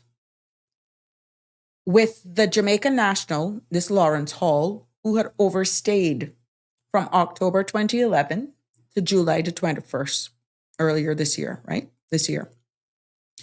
It was discovered in his discovery that he lived, worked, drove, ate, slept, and functioned amongst us here for 15 years without detection. Okay. What we noticed in that particular case is that Chief Magistrate openly questioned how he was able to support himself, how he was able to move around, and how he even remained invisible in the system. Now, where we are is that a pre-sentence report was ordered to understand exactly his specific circumstances. What this proves about the operational arm, and please, this is not pointing the fingers again, this is just pointing out the obvious. For a matter of civic education and awareness, let's go back over it again. CBC's monitoring system did not detect a 15-year overstayer for whatever reason, okay? Interagencies data sharing appears limited or inconsistent. We look at administrative borders, not physical borders, administrative, obviously has some gaps that are wide enough for someone to remain unnoticed. And here we have it now for 15 years. We see where the operational arm workflows, civil service workflows, may not be designed for long-term tracking, of expired permissions, right? And then we also noticed in this particular case, no unified national ID systems that flags at this time expired immigration status across agencies. Now let's look at it from a community standpoint. If someone can live here for 15 years without detection, what does that say about the system? Not about any one officer, not about any one department, but about the architecture, the structure of how we manage people, information, data, and compliance. Okay? Then we look at the most recent case. Listen to this one, if you missed it this morning. A Jamaican national was charged with criminal trespass and common assault. And she was informed that her trial date was on June 18 of 2026. Now her work permit expired June 20th, 2026, and she left on the same date. What is being reported is that she did not return for her August 20th, 2026 summary court hearing, and CBC confirmed that she had departed the jurisdiction. What we're seeing in this case is that the chief magistrate indicated or incited an arrest warrant would be issued, and a separate fail to surrender charge was dismissed because no warrant had been active on August 3rd. Now, WORC's work permit expiry system in itself does not automatically cross-check with court bail conditions from what we're finding. CBC's departure controls, obviously, did not flag that she was on bail. Obvious, court communication systems did not trigger a do not depart alert unless they may have felt that she did not pose a flight risk. And for that matter, travel documents were not held. I stand to be corrected. Obviously, they were not withheld if she departed, right? We're seeing interagencies coordination between WORC, CBC, and the judicial administration is not seamless. And timing gaps as well, because 2 days between notice of trial and permit expiry obviously creates a loophole, right? Yeah. She didn't escape, my friends, from what is in the public's domain, what's being reported. She didn't escape. She didn't run through bushes. She didn't walk through the airport, under an assumed identity at this stage. She went through there, checked in, boarded a flight, and left.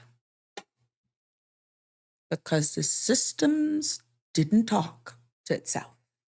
Or maybe they weren't flagged because maybe she wasn't considered a flight risk. So there's a lot of what ifs and other questions to come about here, right? And context matters. Tash Bodden is saying, but if she was in bail, then RCIP's courts should have held her passport. How did she leave? Well, based on the thing, obviously she had her documents and she was not probably considered a flight risk. Hence, she was able to leave, obviously on her travel documents, unless something else we're not aware of. But according to the system, she's departed without anything being known.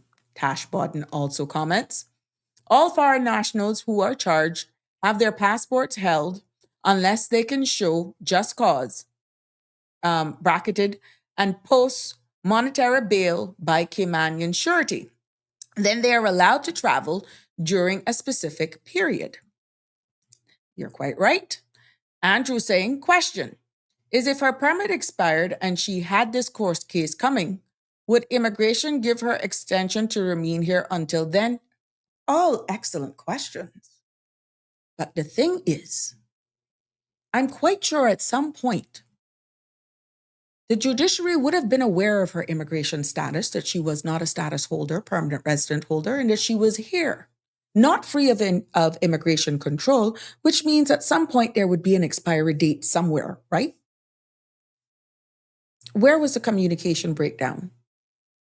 I mean, we're not talking about someone who has been caught, not that we're diluting the cause of the arrest or the charges for evasion of custom duties. And I stick a pin right there.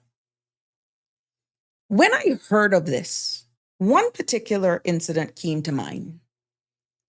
Very prominent Caymanian, born, bred, business owner, here is home, was alleged, formally charged for evasion of customs duty.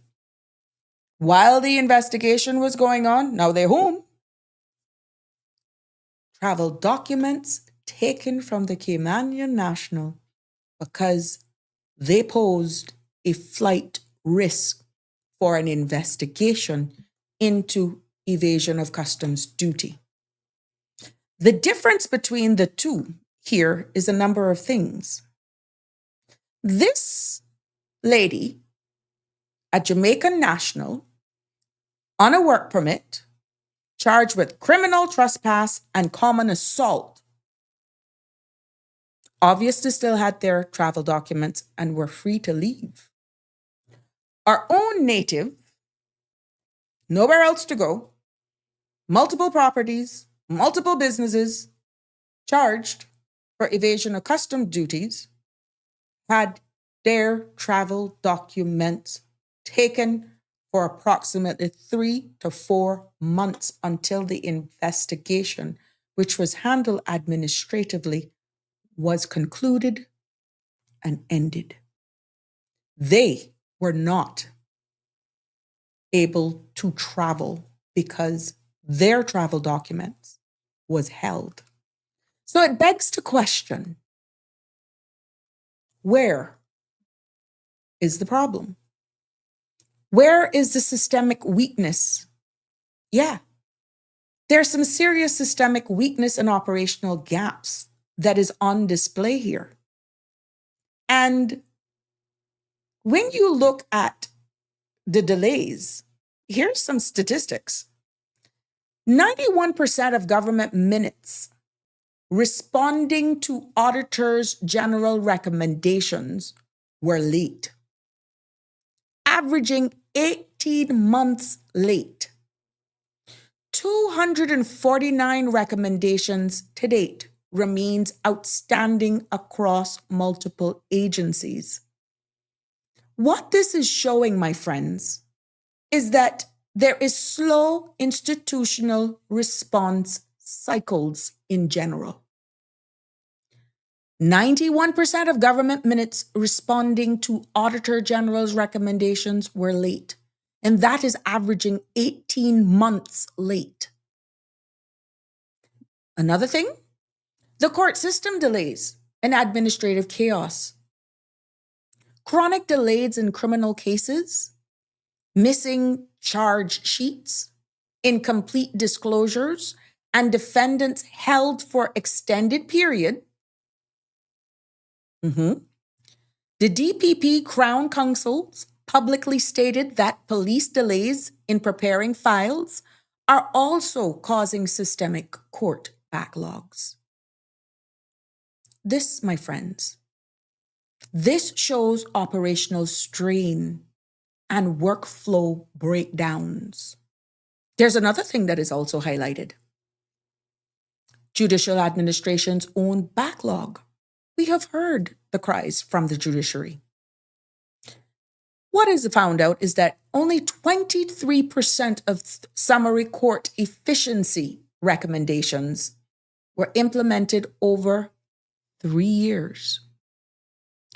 Only 23% of summary court efficiency recommendations implemented over 3 years.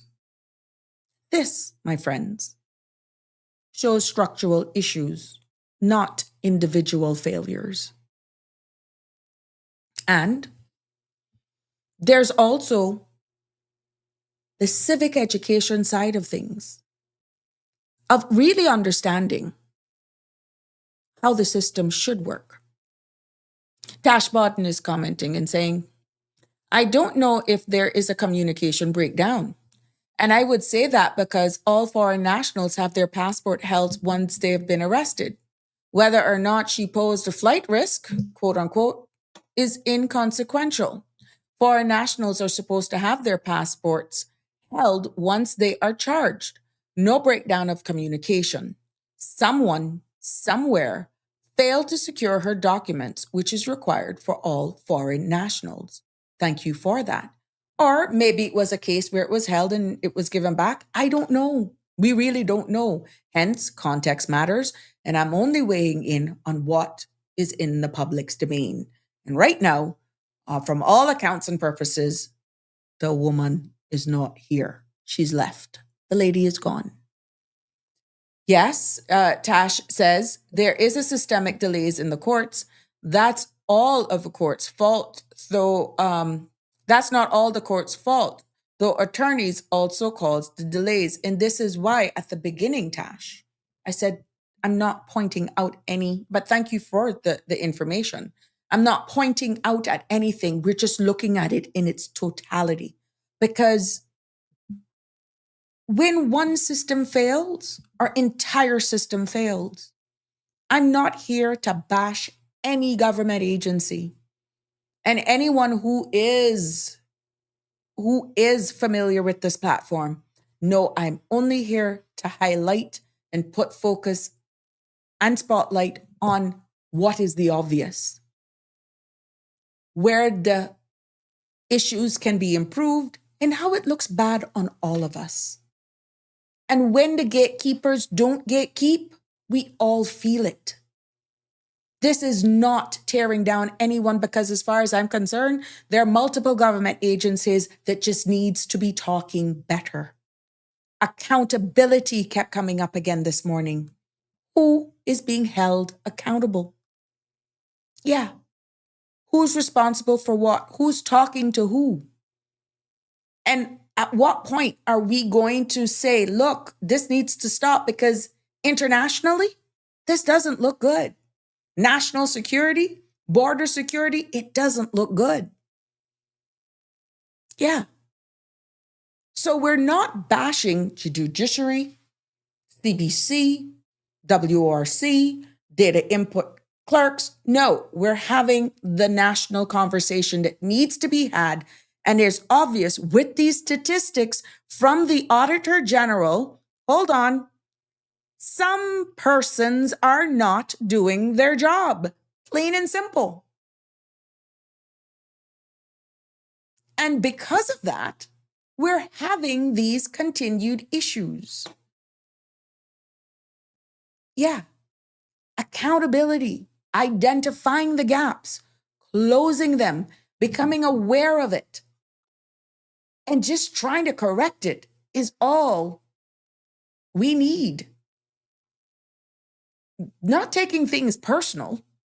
No, we will get nowhere if you're thinking, oh, we're just coming at the CBC. Oh, we're just coming at WRC. Oh, we're coming at the judiciary. Oh, we're coming at the legal teams. Look, everybody needs to do what they got to do, because right now, we're not looking too good when it comes to accountability.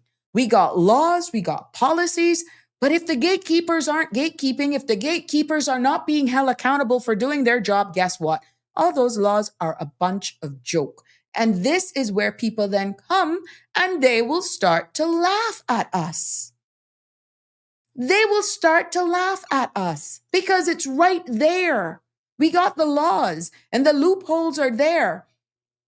And because either things are mishandled, there's poor communication, there's just this lack, no accountability, then guess what? We'll end up forking out more money. Stuff like this is happening, waste of the judiciary's time, and all we're doing is pointing the finger instead of looking and trying to close the gaps and improve so that nothing like this happens or is repeated. I was once a civil servant, and I'm going to be very honest with you.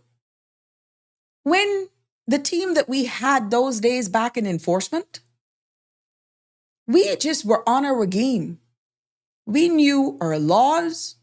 We had to put together our case files. We would have to go to court.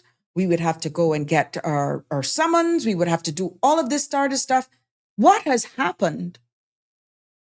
And that's a question. What has happened? Less resources, less staff. But yeah, it appeared as though we were more in touch with the laws. It's like communication, despite it being less, I guess, digital, but somewhere or the other, we got stuff done. And these things, not telling you that it didn't happen, but wasn't so blatant and prevalent. What has happened? We were responsible. Gary Wong didn't ease up on us. Mr. Connor did not ease up on us. Oh, no, he did not. Mr. Manderson either. Mr. Jerry Maguire didn't ease up on us either. This is how far back I go. And we were happy when we apprehended offenders. We could do those case files, go down to Tower, deal with, I think his name is Duncan Nickel. To help us. And we aligned those charges, make sure it aligned with the law. And we took those cases to court. We got our fines. We came back. We had that whiteboard and we were there tallying up how much we scored for the government. We took pride in what we did. What has happened? That this is becoming like, it's the circus. It's a joke.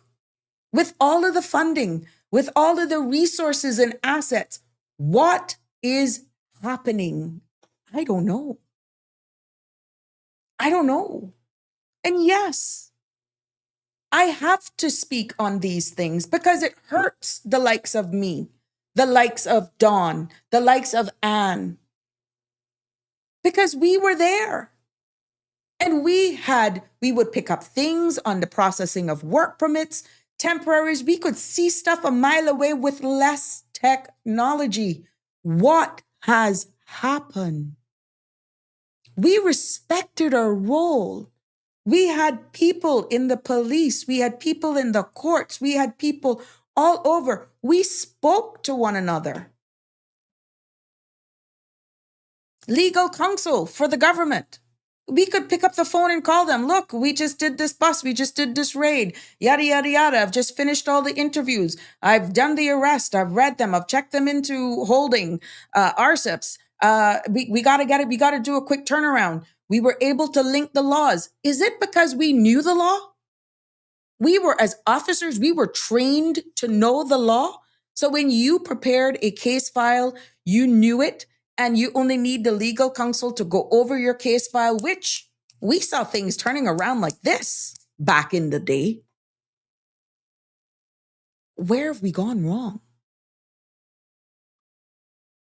Tash is weighing in. What has happened is the question mark. Thank you, Tash. Coming. The amount of staff has remained the same, yet the population has grown exponentially.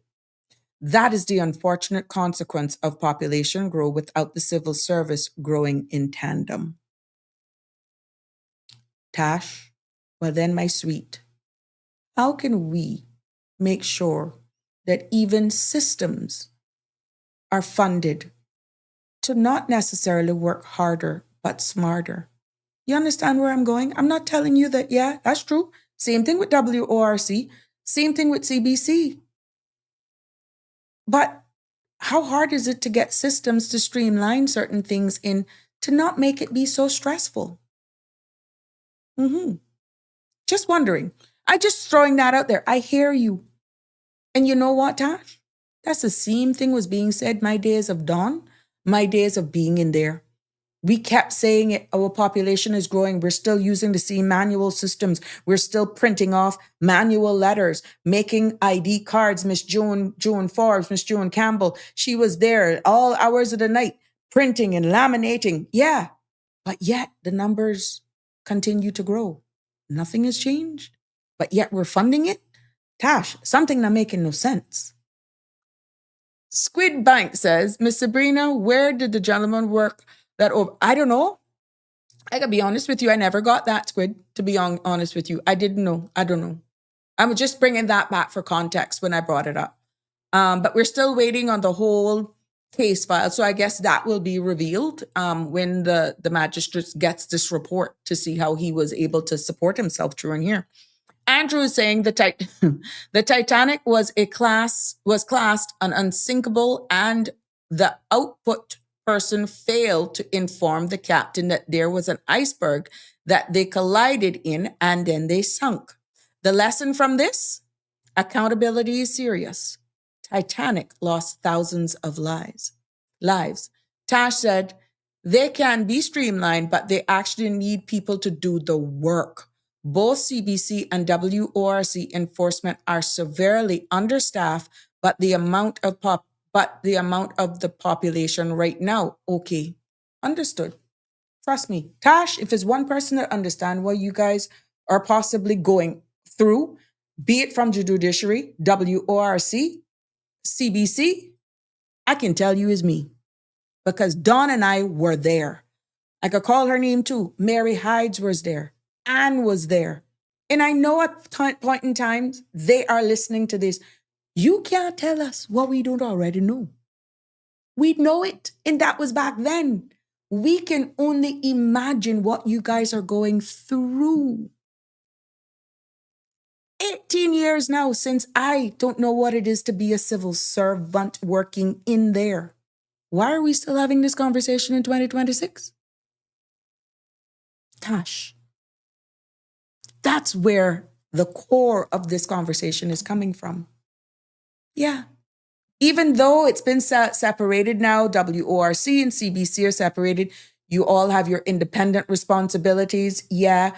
WORC issues work permits, tracks expiry dates, should notify CBC or their communication skills when a work permit holder is on bail or under investigation. Should a flight, there be a red flag, something should be signaling. In one of the comments I saw today as well, I think somebody responded to Sandra saying that RCIPS has access to the immigration system, maybe just at a very high ranking level. But like I said, there's a lot more context from this particular case that is still not aware of, or we're not aware of. why certain things was not in the system, why certain things, or like I said, maybe this lady was not presented as a flight risk. Tash is saying a foreign expat document should be held. Well, obviously this one wasn't, unless there's something missing from the report. When you look at CBC's responsibility, Customs and Border Control, they manage entry and exits. They should have received alerts from WORC and the courts. They're the ones there to prevent departures when bail conditions prohibit leaving. But if it was never communicated, we can't beat up the exit officers. We can't beat up the system. If there was nothing in the system, or is it because now you're leaving and you're not being checked as you leave? Sometimes people leave and these manifests are checked after the flight is airborne, maybe, if there was something in the system.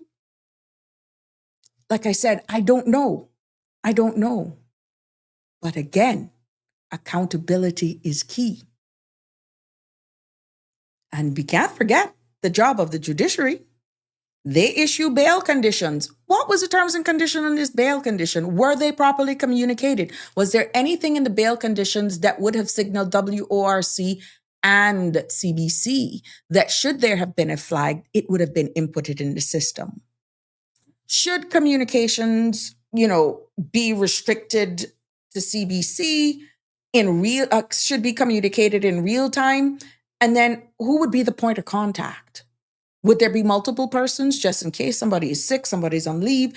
This is key. Do they go straight then to the airport? There are a lot of things that it shows there's gaps. Now, what if it was done from the judiciary arm? But for some reason, it wasn't done in a timely manner because of the free flowing of people that probably the person was already airborne on a flight and it was too late. I don't know. But this could be the problem as well. Remember, once upon a time, when you departed, there were exiting immigration officers. Upon departure, you stop, they would pull up your name in the system, you would be departed. If there are any notices, whatever, it could have been nabbed in real time and you got your passport stamp. And then back in those days, you then went through security. Yeah. And to the waiting hall. That now has been removed. And it's all done behind the scenes. The airline prints off the manifest, and that process is done behind the scenes for ease of flow through our terminal. Now, what if the ball was dropped there and then after the fact, and the flight was already gone, and this came up? I don't know. Andrew is saying, Sabrina, back then work permit holders were not 40,000 and you and your colleagues were overwhelmed. So I can only imagine how difficult it was to monitor the system with all the challenges now. Yes, which is why, Tatash, I feel the pain. I feel it. I feel the pain. There was one particular overstayer, I think, that I'll never forget. Magistrate, I want to get her name, please. I'm not being disrespectful. Magistrate 𝗵𝗲𝗀, or Chief Justice 𝗵𝗲𝗀, had just come to the islands. And boy, me and my colleague, my partner, we were so glad, boy, we caught this overstayer who had overstayed, I think, for about 5 years. Now, we planned a particular raid, got a hit, went out 3 hours in the morning, nabbed the gentleman, got back to the office, did the interview, prepared the case file, wasted no time though, Oh, no, you don't. Went to court that was it the same day or the next day? Anyhow, held him in custody, whatever the case may be. It was in short order. I'll never forget it, to show you how things and times have changed. My partner and I, we got the blessings then. I think 𝗪𝗪𝗀 was still in charge with us. We took it down, got our ruling. We had enough evidence to prove the overstaying, the system, yada, yada, yada. We had all of that. Well, when we went to court, it was held in Constitutional Hall. I could remember the gentleman, the overseer, myself, to show you how things in time have changed. We presented the case ourselves. Proud as peacocks, boy, that we had nabbed this overseer. We're so proud. Yes, yes, yes. Well, Miss Ramsey, in her own little voice, handed down her judgment, find the gentleman guilty, ordered him to go on the next flight. He was going to be PNG in the system, yada, yada, instead of filling up time. Just got him out on the next flight, if my memory serves me well. You see, after she finished, she then turns it on us as the officers.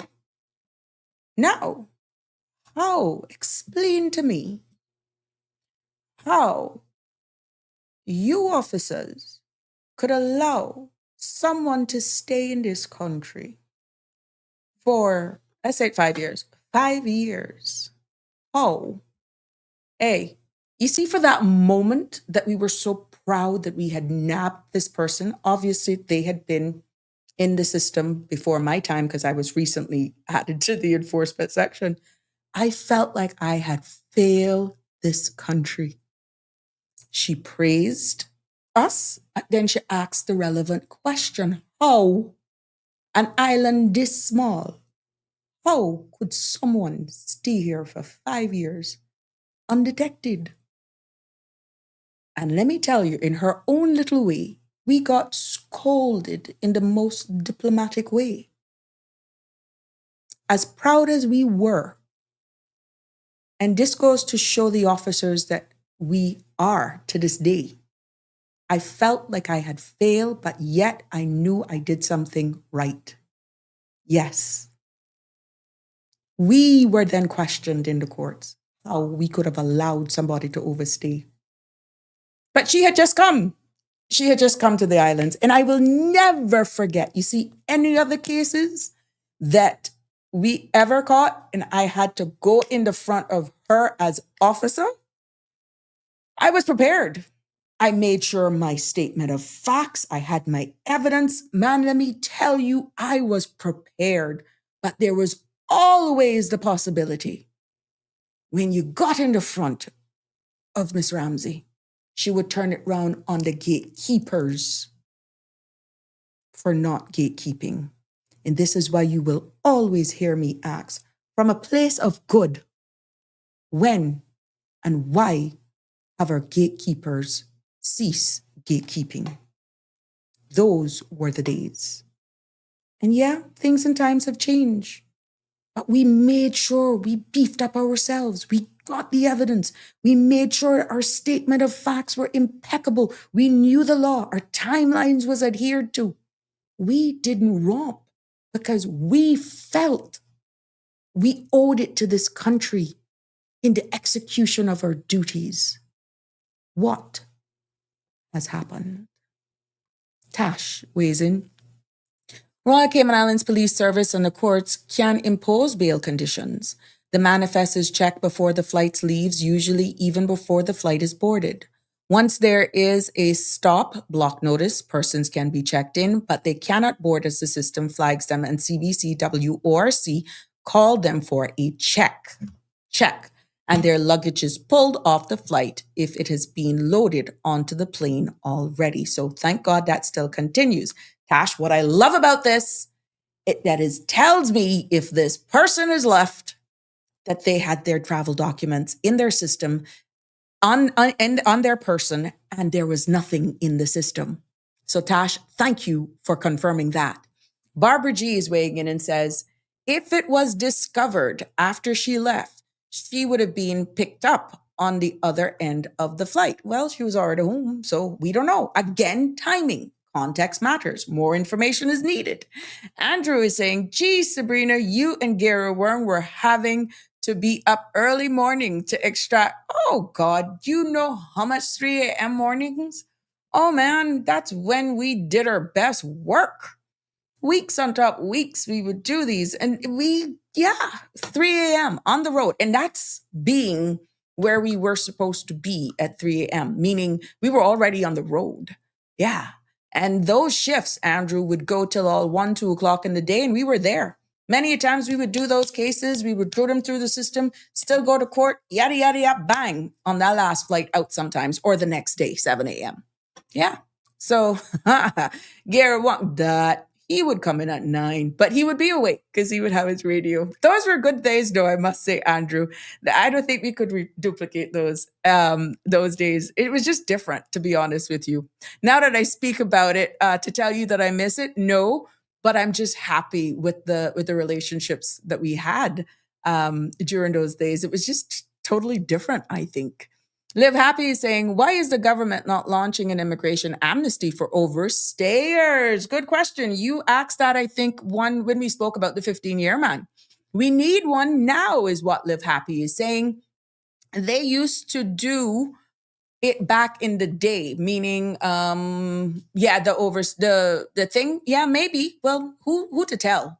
Who to tell? Because we're hearing more and more of that an amnesty is needed for persons to just leave, hoping that will take a dip in the departure of a lot of those. But right now, we still are not aware as to how much people are outright overstaying at this time in the system. And I guess in time, that will make its head. Tash Bodden is saying, why our gatekeepers have stopped caring is a question. We have some persons who don't have the national pride you had. Tash, my heart just sunk there with that. Unfortunately, we have fantastic officers, but they tend to be outnumbered by the officers who are here only for the paycheck, not because they truly care. It's unfortunate, but the reality. Tash, I love you. Thank you. Thank you for commenting. But you don't know, that actually gave me the goosies. Because you really hit it on the head. And this is why I will never get on here and I will just paint everybody with the same brush. Tash, I mean that. I've never done it. And this is why, for those who know me, will know when I speak about it, I'm not coming after anybody, because that was once me. When I speak with passion, care. Dawn is here. She's listening. She's agreeing. I remember this 16-hour shifts and the air ambulance flight. Me and 𝗪𝗪𝗲, yes, it was an honor. Dawn was coming from all the way Lower Valley to do air ambulance, and we did it with a smile. Between 𝗪𝗪𝗲, 1, 2 I came out on, but yeah, it was more the seniors. Those were the days, let me tell you. Those were the days. But this, when you read this, why our gatekeepers have stopped caring? We have some persons who don't have the national pride you had. It was just a pride to wear that uniform and to show up. Be it the polo shirt, because I was in enforcement, or that gray skirt, those white tops, those epaulets, those crisp things, your stockings and your nice shoes. There was just pride when you were on that booth. Yeah, welcoming or bidding them goodbye, hoping we see them again. Wow. Tash, thank you so much for contributing today, Donnie, and everybody who has. But yes, we have gone over by 8 minutes, and that should tell you how I'm still connected, still attached, and can still understand why situations like this will happen. But we can't find ourselves in 2026 still talking about this, somewhat 20 years, if not longer. And the amount of funding that is going into this, that means then, Tash, if what you said here, it's unfortunately the reality that some are only there for the paycheck and not because they truly care. Well, Tash, that means HR needs to do a better job with screening. That's what that's telling me, because I'm quite sure they're out there. That speaks volumes, Tash. Because people are out here who are willing to do the job, who would care. But it tells me something has changed. Andrew says, Thank you for your service, Sabrina and Don, and the crew back then. Congrats. Oh, thank you, Andrew. Yes, yes, yes. We had a strong crew. Kudos to Patrick McField, even Gina Lewis. I think Gina is still there today. But the road runner was 𝗪𝗪𝗘𝗀, Patrick McField, Linares, Anthony Tony, Joey Scott, Jeremy Scott, who's now the director, Marcus, well, Alexander, back in the day, the old crew. Then we had, gosh, yeah, that was pretty much your road crew. That was pretty much your road crew that was there. But the blue van with the chicken wire fence for the glass. There we go. So things have changed, but the love and passion remains the same. Then we had Donnie on the airport, Clea, Dalmeen Reed back in the day, Jacka Whitaker still there, Oriane Peralta. Oh my gosh, Miss 𝗪𝗪𝗘 and all of them. Yeah, these were at the booths. Wow. Yeah. There we have it. Anyhow, there goes back down memory lane of when immigration and customs, well, we were separated those days, but we were still together. But today it's very obvious now they're separated. But yeah, it doesn't end there. It doesn't end there. Our whole immigration system, border control, and even the judiciary system, I just want to thank you all for what you do. But maybe, as Tash alluded to, if we can stop looking at the paycheck and just take a little bit of pride into what we do more, and that hunger, that greed, to understand your job, to really understand your job, will make you then look at the role that you play.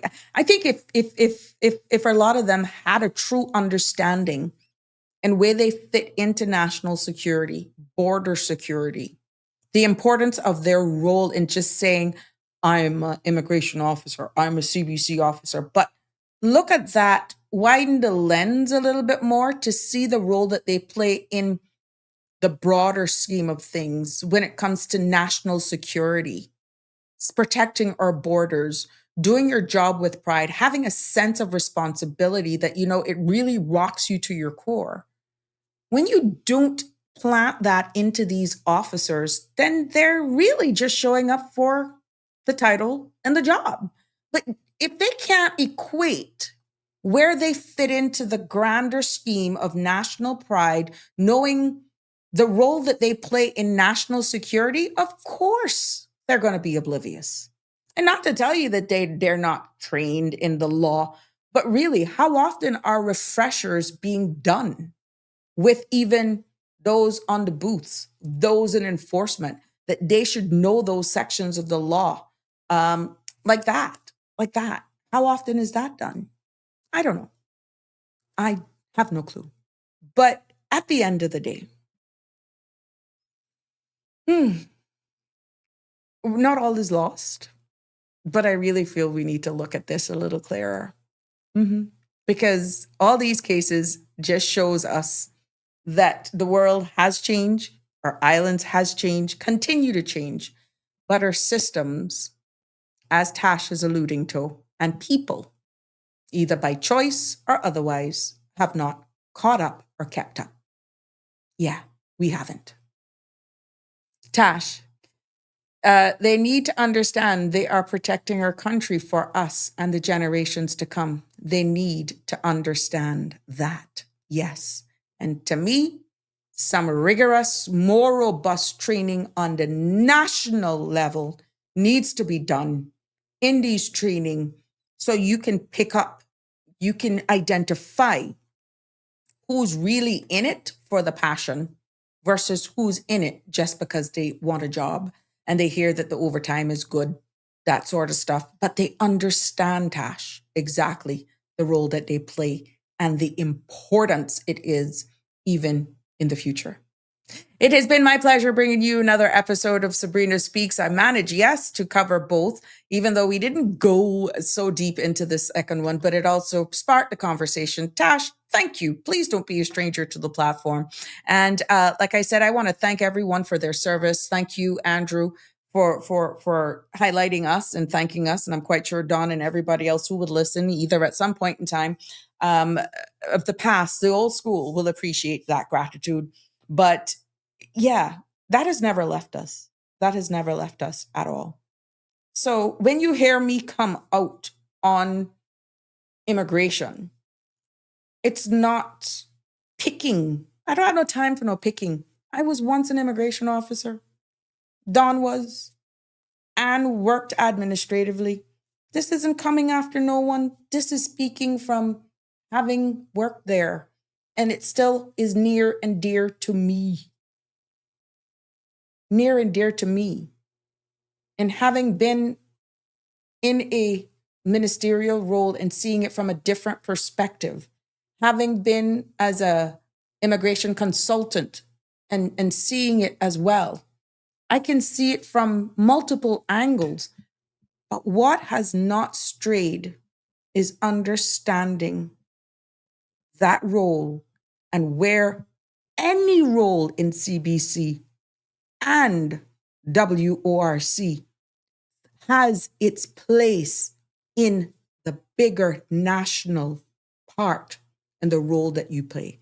So from a receptionist to the receiving clerk, to the officers, to the back-end finance team, trust me, you all play a vital role in the grander national scheme of things. And don't you underestimate your role in the grander scheme of things. And Tash said it well. They need to understand that they are protecting our country for us and generations to come. They need to understand that. I couldn't end it better. Thank you so much. Until tomorrow, God bless. Love you lots. Take care. Good night. That's a wrap for today's edition of Sabrina Speaks. Thank you for tuning in and for being part of the conversation. Remember, the dialogue doesn't stop here. Stay engaged, stay informed, and most importantly, stay empowered. We'll be back tomorrow at 5 p.m., same time, same place, right here on CMR TV and radio, where your voice matters and your truth is heard. Until then, K-Man, take care of yourself and each other. That's it for today's edition of Sabrina Speaks, where your voice matters, your story counts, and your truth is always welcome. Join us weekdays from 5 until 6:30 p.m. right here on CMR TV as we dive into the topics that matter most to you. Catch the show live or on demand at cmrtv.com. And don't forget to follow us on Facebook, YouTube, and Instagram so you never miss a moment. Until next time, stay informed, stay engaged, and always speak your truth.